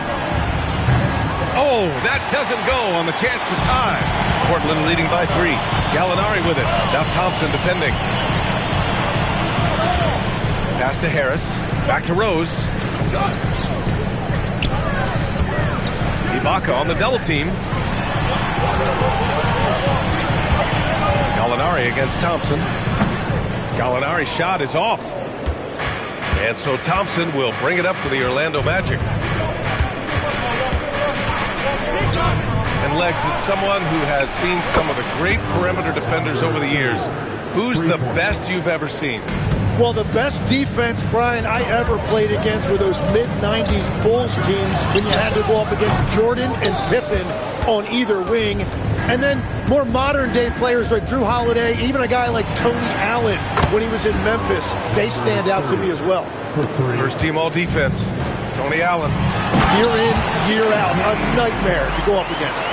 Impressive one-hand slam right there, B.A. Man, as long as he's confident about it, I'm good with it. Maybe use two hands next time. He knows where he is. And that make brings him to 3 for 4, and the game plan seems to be working here early. Here's Rose, following the bucket by the Magic. Goes up on the wing. It's rebounded by Ibaka. And at this point, the defense is daring him to shoot. To the middle. Portland with a rebound. Well, despite this lead, he hasn't found the sweet spot yet. It's been mostly sour action. Oh, what ferocity on the throwdown. I just love when he goes up with purpose. Where was the D right there? The effort lacking big time. Well, defensively, you can't allow that in a game this close. Ibaka's shot is off. And he almost made them regret defending him so loosely. Gallinari, the pass to Harris. Looking to end this cold spell. And Rose with the layup. Rose has got 13. Yeah, their defense is starting to wear down. That's 3 straight buckets at the rim. Dragic outside. Three-pointer. Orlando again missing. For Portland, they've gotten 3 of 6 shots to fall so far in the third. Harris passes to Rose. They set the pick. Over Dragic with the putback. Controls the rebound and the putback. 19 points in the game. That's a pure effort play. Nice tip in. And that's a skill you see in any strong offensive rebounder, isn't it? The shot. And once again, off the mark by Orlando. Well, you have a feeling this would be a completely different game if it wasn't for his brutal shooting performance. Back to Rose. He shoots. It's rebounded by Divac. Divac got his 7th rebound of the game with that last one. Rose against Dragic. Launches it. On target from range. Lackluster defense, showing no desire to chase shooters off that line. And so timeout called by Chauncey Billups here.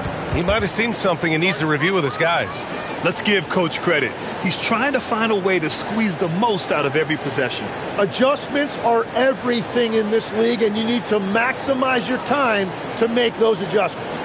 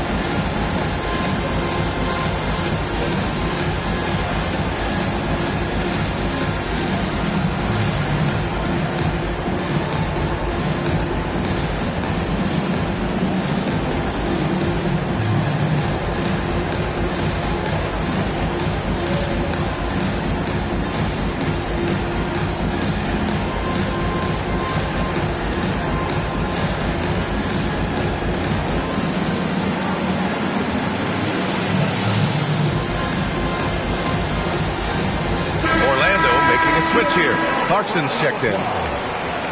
And here for you now, a look at the NBA's premier setup men in the season's second half. 5th best, Goran Dragic.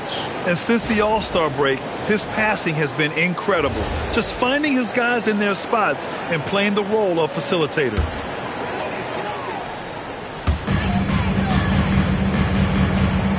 Harris outside. Pass to Gooden. And the layup is good off the glass. Gooden's got 6. They've been a little soft with their defense on the interior. Here's Dragic. Yet to see a basket. Now here's Clarkson. Back to Dragic. No one near him. Portland grabs the miss. Gooden's got 4 rebounds in the game. They've been dominating the boards tonight, yet it's still a close game. Pass to Harris. Here's Calderon. Clock at 6. Offensive rebound. Off target at the rim. Orlando has gotten 3 of 6 threes to fall in the third quarter. Thompson passes to Clarkson.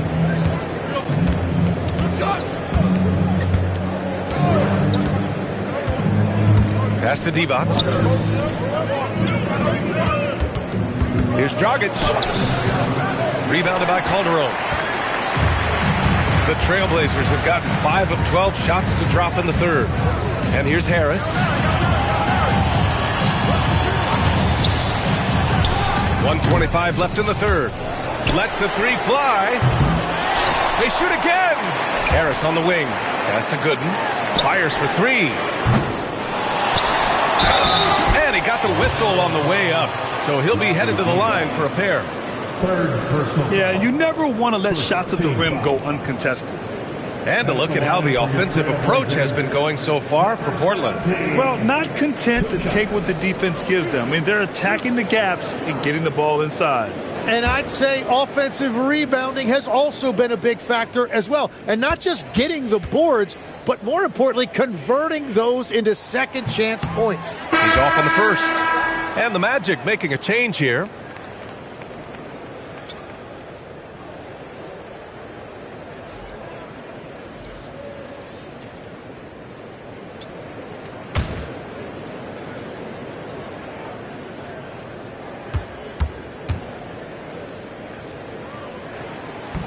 And he sinks the second. 1:11 left in the third. Clarkson outside. Pass to Nurkic. Now here's Thompson.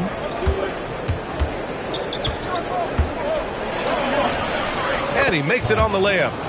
Thompson's got his first points of the game. You see there, Thompson does a good job of sneaking into the lane and finishing. Did you see that? Look at the elevation on that dunk, B.A. Man, he just cocked it back and fired it down with one hand. Nurkic a screen on Bane. And here's Thompson for 3. Rebound by the Trailblazers. About 7 seconds separating the shot and game clocks. They get it back. Kicks it out to Bane. Outside Vanderbilt.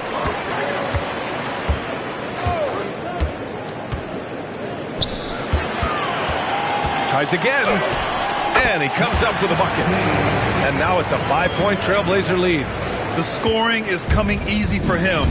Got to keep the ball in his hands. Lets it fly. That misses. Would have counted had it gone. And that'll do it for the third quarter. It's the Trailblazers up 5. And don't go away. We'll be back in a few moments. It'll be the fourth quarter of basketball coming up next.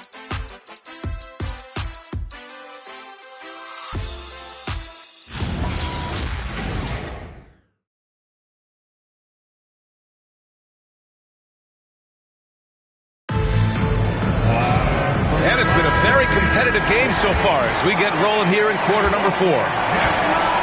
On the court for Orlando, they've got Yusuf Nurkic. Jordan Clarkson is out there with Williams. And it's Scola in at the 4 slot. Now here's Rose. The crossover, driving to the basket. I mean, how many times have you seen that? Derrick Rose driving, scoring, exerting his will on the game. To the wing, right side. He shoots it. Ooh, good finish at the rack off the slick feed. With a tough road ahead, they worked hard to get a good shot. Outside Bane. Back to Rose. Outside Bane. Outside Vanderbilt. Portland moving it around. From deep, Rose. And it's Orlando with a rebound. Registering 3 threes in the first half. He hasn't hit one since. To the inside. Here's Scola, and he takes that one up and powers it through. And the coaching staff has been asking him, use your length. Yep, not taking any chances. His team wants to see more of that from him. Certainly has the physical tools to do it. To the paint. Uses the glass on the layup. Scola has got 4 points now in the quarter. They have no answer defensively inside. And Chauncey Billups calls timeout. He wants to make sure they're purposeful with the game plan. Well, they call him stay ready, Tim. Moses Moody has done just that and produced when his number was called. Yeah, B.A., there's not a lot of flash to his game. It's mostly hustle and floor spacing. And with those long arms, he is a difference maker defensively.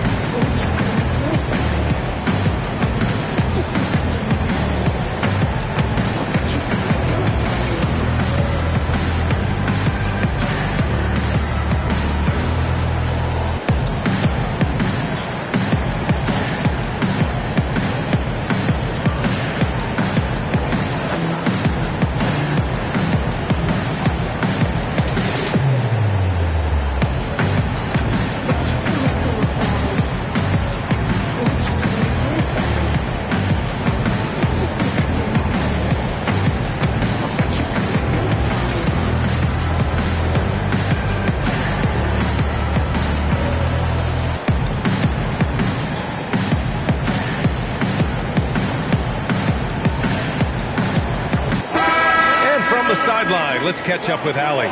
During that break, Coach Chauncey Billups had some advice for the team. He pleaded with his guys to keep their emotions in check, saying, you're battling right now. Continue to play smart. Don't try to be a hero out there. Play for one another. Guys, let's see what happens. Thank you for that, Allie. And just about a minute and a half gone by in the fourth. Pass to Calderon. And there's the screen. Inside. And the basket by Gooden. And the Trailblazers lead by 3. That's very smart use of the screen, and it sets up a very close look. That one's good. This game is all even. He's got 34. Just give him the ball. This guy is shooting lights out from deep. Here's Calderon. Pass to Gooden. Oh, and there's the whistle on the shot. So 2 free throws for him coming up. First personal foul. First team foul. At the line for Portland, Drew Gooden, taking 2 shots.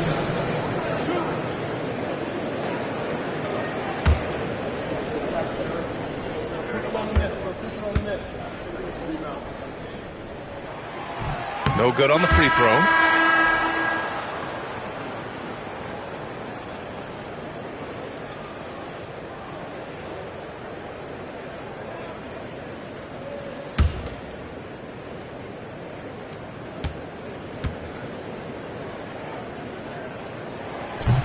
And he can't make the second free throw either. He missed them both.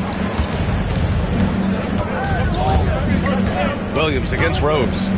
Pass to Scola to take the lead. Oh, the teardrop falls in. Watching the trajectory on a floater never gets old. One of the most fun ways to score that this league has. Rose with the bucket. Smart play call to get him something at the rim. He is in attack mode every time up the floor, every single night. Around 3 minutes gone here in the fourth. Sinks it from distance. Their long-range shooting since halftime has been as strong as you could hope for. Payne, the pass to Gooden. Clarkson against Rose. Over Clarkson. Rose can't connect. And you see the frustration on his face. He had a great opportunity there, and he blew it. And it's stolen by Rose. On the break.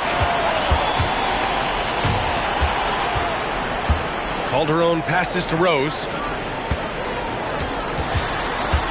Here's Collison. And the Magic pushing it up now. Williams in the post. Guarded by Bain. Williams misses. Rose, the pass to Collison.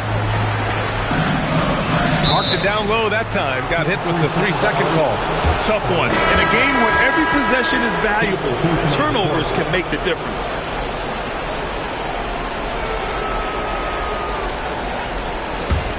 Magic leading by 3. And so Jamal Mosley calls for the timeout, rallying his guys to make sure they all know the plan.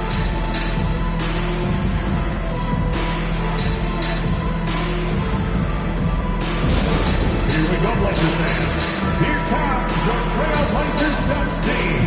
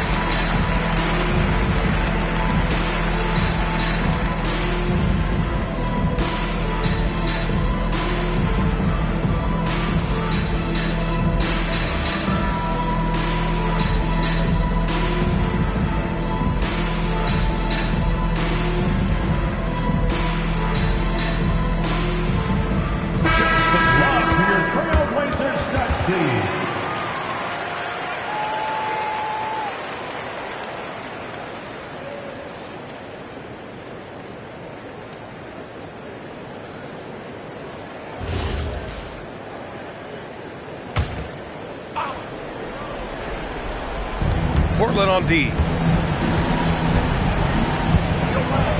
Now here's Ibaka. Thompson with a screen. Misses the 3. And they're winning this game despite his difficulties at the offensive end. Harris outside. Now Gallinari. 6 on the shot clock. Using the glass to lay it in. And I like the fact they didn't settle there. They worked for a higher percentage shot. Shoots a 3. Connects again from distance. Buries his 10th triple of the game. Unbelievable, B.A. Unbelievable. Rose against Dragic. Bucket is good! And that was the right decision. When you're in need of a bucket, you go to your most trusted guys. Yeah, when you're coming down the stretch, you don't want any wasted possessions. Fires the 3. Not that time. Yeah, and the defense has really got to tighten up on him. I mean, he's just too dangerous from the three-point line. To tie it up, and he'll take a trip to the line for 2. Clearly got fouled on that shot. You know, it's great to see Rose out there. After all those injuries, Derek still has a passion for the game.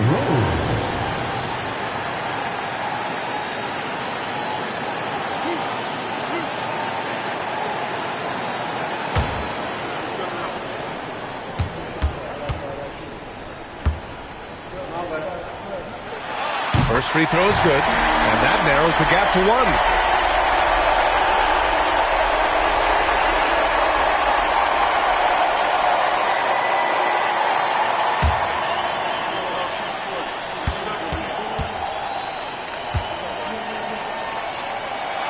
That one drops. He ties it up.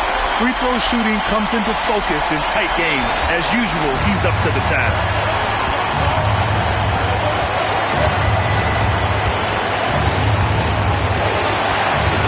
By Harris.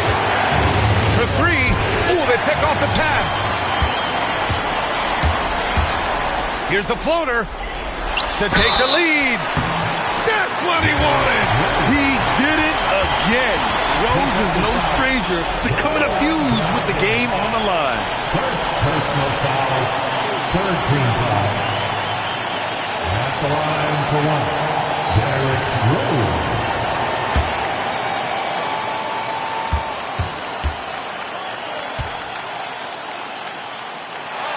That one falls for Rose. That's exactly what this team needs right now, completing the and one. Pounded by Harris. 1:03 left to play in the fourth quarter. Cashes it in! Now that's one to remember. What an impact on the game. What a big-time shot. Those are the moments you dream about as a kid. Making sure of it with the two-man slam, B.A. Yeah, I don't blame him. With the score this tight, you cannot take a chance here. And we've got a timeout from Jamal Mosley. Critical moment here. He's not taking any chances. Let him hear from you. Make some noise for your Blazer dancers.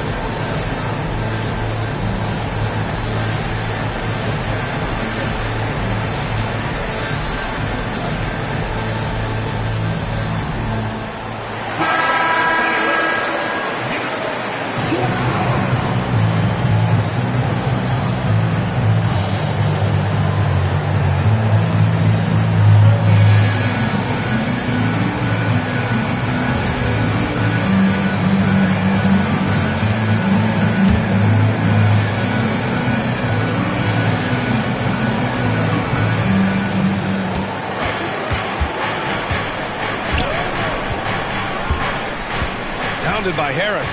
Ibaka with a screen on Harris. Gets it to go!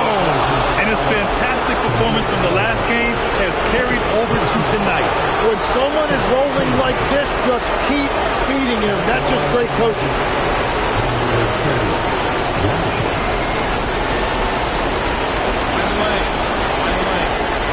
What's that?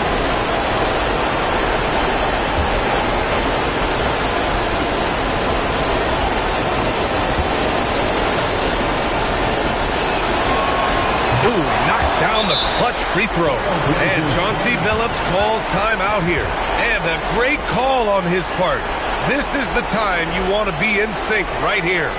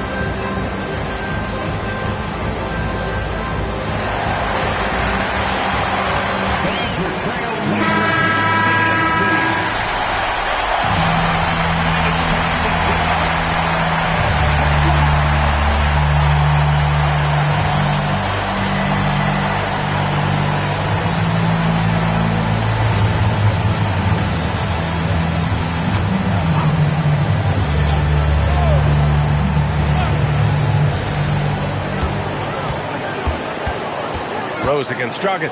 Tries from 19, and the basket is good. And this is a vintage night from Derrick Rose. It's like we're back in 2011, his MVP season. Pounded by Harris. The jumper is good.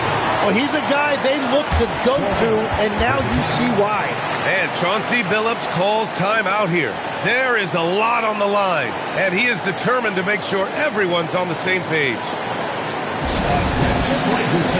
Give us a round of applause for your Blazers Treasure Dance Team.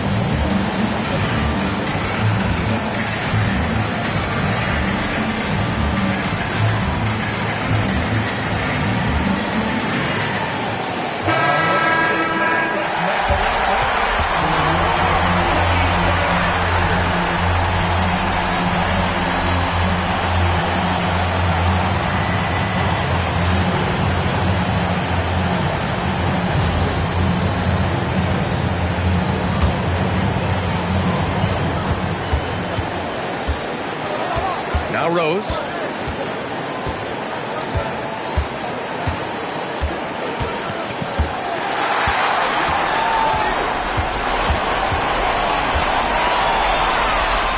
Yes, sir!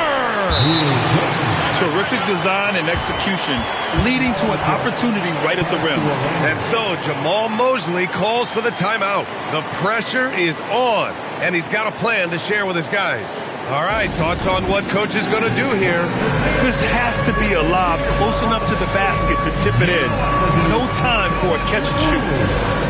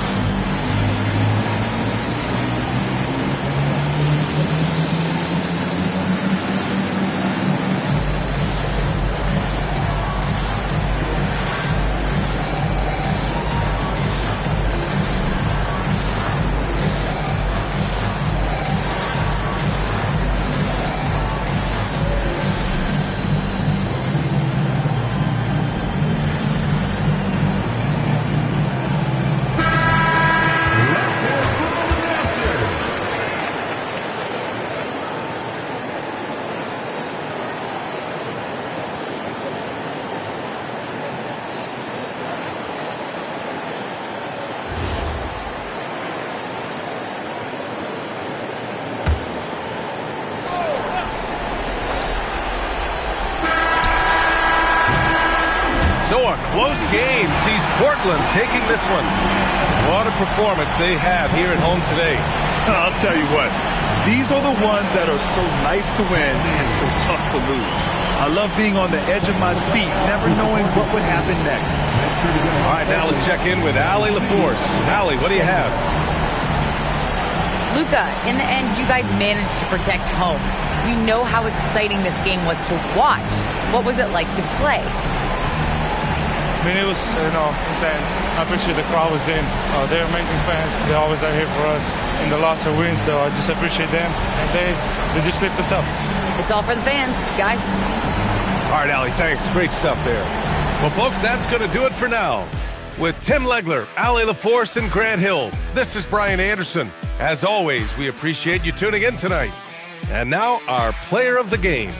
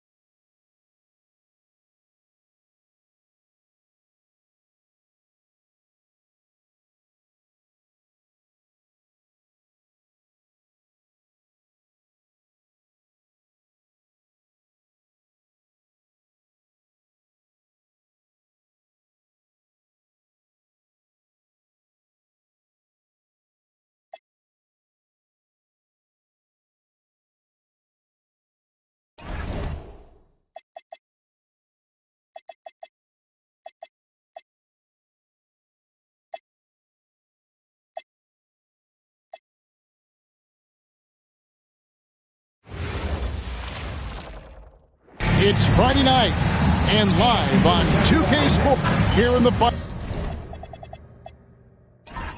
final days of the NBA regular season, Greg. Every team trying to wrap things up on a high note. Yeah, and even the top teams doing what they can to head into the postseason with some momentum, right? While lottery teams want to finish strong and have something to build off of. And checking out Utah's opening lineup, they've got Halliburton. Ayton is out there with Dunn, and it's Okogie in at the 2. Clock at 2. Here's Halliburton. Here's Ayton. No good with the layup. Neesmith, the pass the ball. Pass to Bay.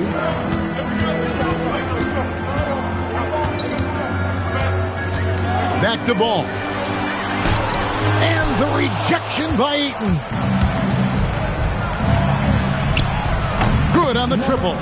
And they don't want to get in a habit of giving him open looks from 3. First quarter still, but not who you want to leave open. Now, here's Ball. His scoring has been there on a regular basis. He's averaging more than 14 points a game. At the top of the key, Neesmith. Pass to Stoudemire. There's Ball with the 3. Rebounded by DeAndre Ayton. Jazz have gone 1 of 3 from the field to start this one so far. Jacks up a 3. And the Jazz another 3. A clever dish by Halliburton. Nice to see him continuing to sharpen those point guard instincts. And Stan, Utah has been all about basketball.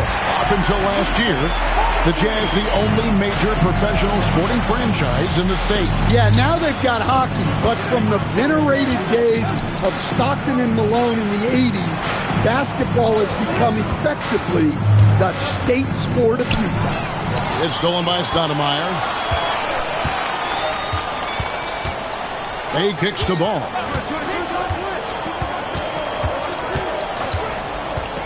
A 3 ball. They get it back. And that one is hammered home. Doing his job on the glass and doing it with force. And Greg, it's not everybody in the league who can make those kinds of plays. Well, he gets paid to be a factor on the glass. That's a nice dunk to finish it off. Halliburton drives in. Here's Dunn. Off target with his 3. San Antonio's gone 1 of 3 from beyond the arc so far in the game. Here's Bay. And trying for the go-ahead basket. It doesn't go in.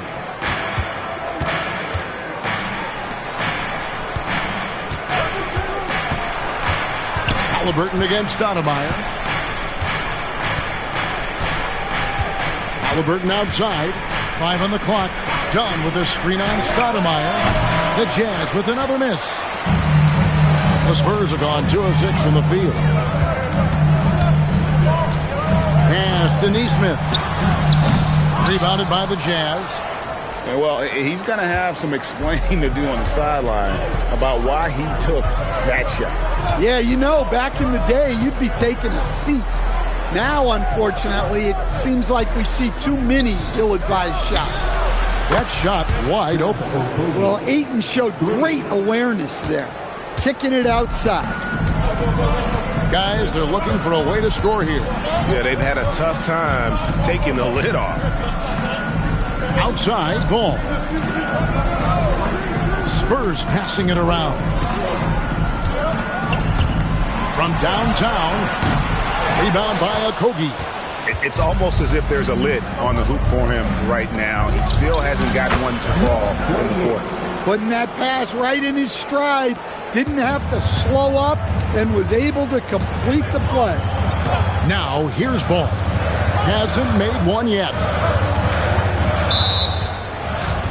With a break in the action, let's see which teams have come away with the most steals in the NBA this season. 5th, the Jazz. You can't get careless with the basketball against this group. I mean, they'll pick your pocket, and no surprise to see them in the upper echelon as far as steals. Halliburton for 3, and the Jazz another 3. And it just seems that every pass they make is leading to a score. Just great ball movement. And so Mitch Johnson decides to call timeout. He's going to have a discussion on the sideline. This game coming on the heels of their win against Chicago. I like their aggressiveness in that one. No one's going to give you anything. You've got to go out and take it. Well, those are the kinds of performances you hope carry over into some momentum for this.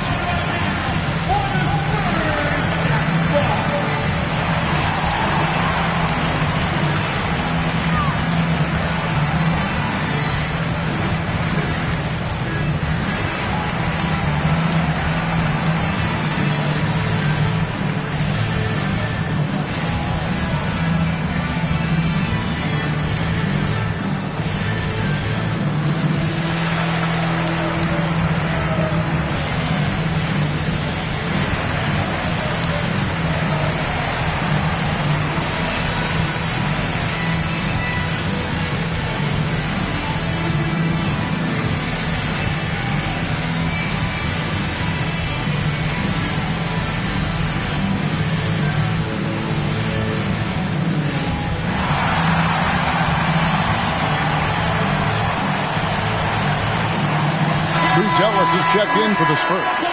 Quickly comes in for Sadiq Bey. The Jazz also changing it up. Howard comes in for Josh Okogie.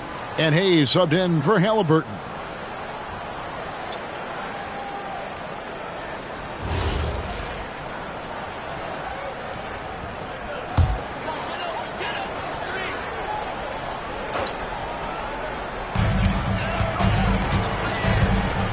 Here's Ball. A 17-point game for him in the win against the Bulls in Chicago. 2 minutes remaining in the first. 2 minutes. Shot clock at 5. Shot to stop the run. Drains the three-pointer. And after missing 4 straight, he finally gets one to go. So for the Jazz, their last game a loss to the Rockets. You know, Stan, you look at Wembanyama's frame. Does he need to get any stronger? Put on more muscle, more bulk? Well, Kevin, of course he could use to improve on his strength. But he's strong enough right now to be one of the best players in the league. We've seen that. But as he gets older, a lot of that strength's just going to come naturally. The scary thing is for coaches and players around the league, not on his team, this guy's just going to keep getting better. Off the mark there with the three-point shot. They hold the early advantage on the glass. Quickly kicks the ball. Off target from outside. Jazz leading by 6. And he uses the glass on the layup.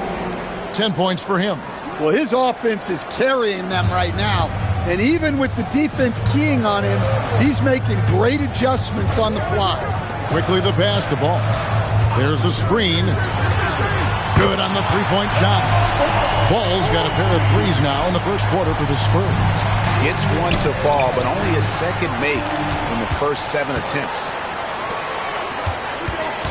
Right wing, and stolen by Dunn.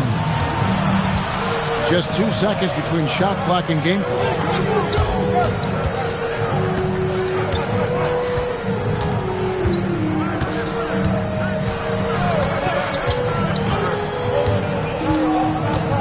Ayton a screen on Stoudemire. Lets it fly. Tries again. And that's the final possession with the nice defense right there. And so the first quarter is in the books. Jazz lead by 5. And the second quarter will get underway just after this short break.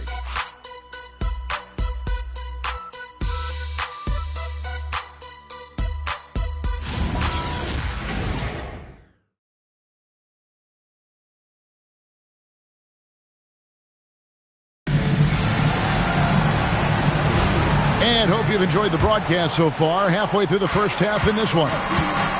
And a chance to catch up on some numbers here. The scoring breakdown for the Jazz. Well, the coaching staff's game plan is very clear.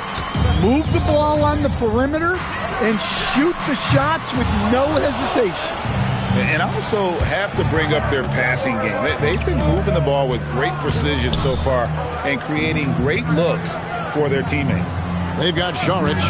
Jared McCain is out there with Emmanuel Quickly. Then it's Bruce Ellis. It's Najee in at the 4. That's the San Antonio 5. Well, credit the screen there, springing him loose for the finish. So it's the Spurs now, following the bucket by the Jazz. Beyond the arc, it's good, and the Jazz is cut down to 4 on the bucket from Quickly. Really nice job there by Buzelis. Already sees the floor at a high level. The shot by Kleba, wide open, and right away they match it with a three-pointer of their own. They've settled into a nice groove offensively here in the second.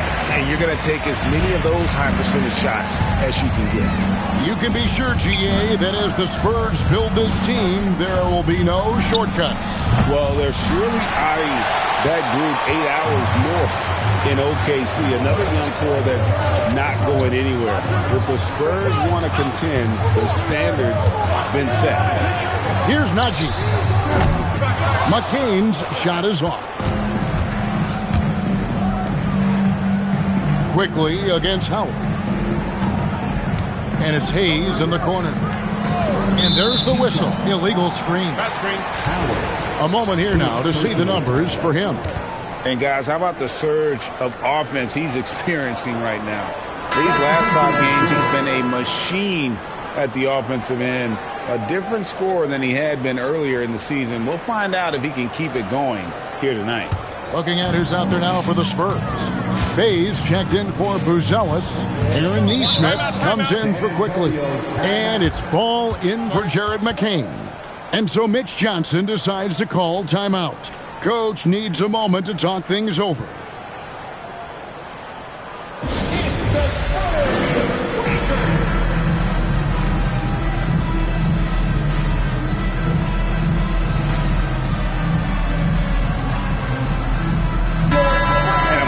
To look at the numbers for LaMelo Ball. He's around 14 points per game, 5 assists, and 2 rebounds. And he is such a huge part of what this team does on offense. Yeah, their entire system would look different if they didn't have this guy to depend on. Now here's Bay. He had 10 points in the win against Chicago. Neesmith can't get it to go. And here's Halliburton. He'll bring it up for the Utah Jazz. They're getting their first look at the season in San Antonio in this one. And 2 teams here that were evenly matched a season ago as they split the season series. Oh, phenomenal alley-oop slam there. They are taking advantage of a team that looks lost out there. Here's Bay after the basket by Utah. That's in, and he found his range with that one. Now 1 for 2. Terrific ball movement leading to the basket. You love to see it. Gets the three-pointer to fall. He's got 15. Well, they have leaned on him offensively with good reason. Efficiency will help you win a lot of games. Ball, the pass to Bay. A 3. That's in. He's got 2 made now, and he's shooting 2 for 3. Matching baskets from the perimeter, an earmark of today's game.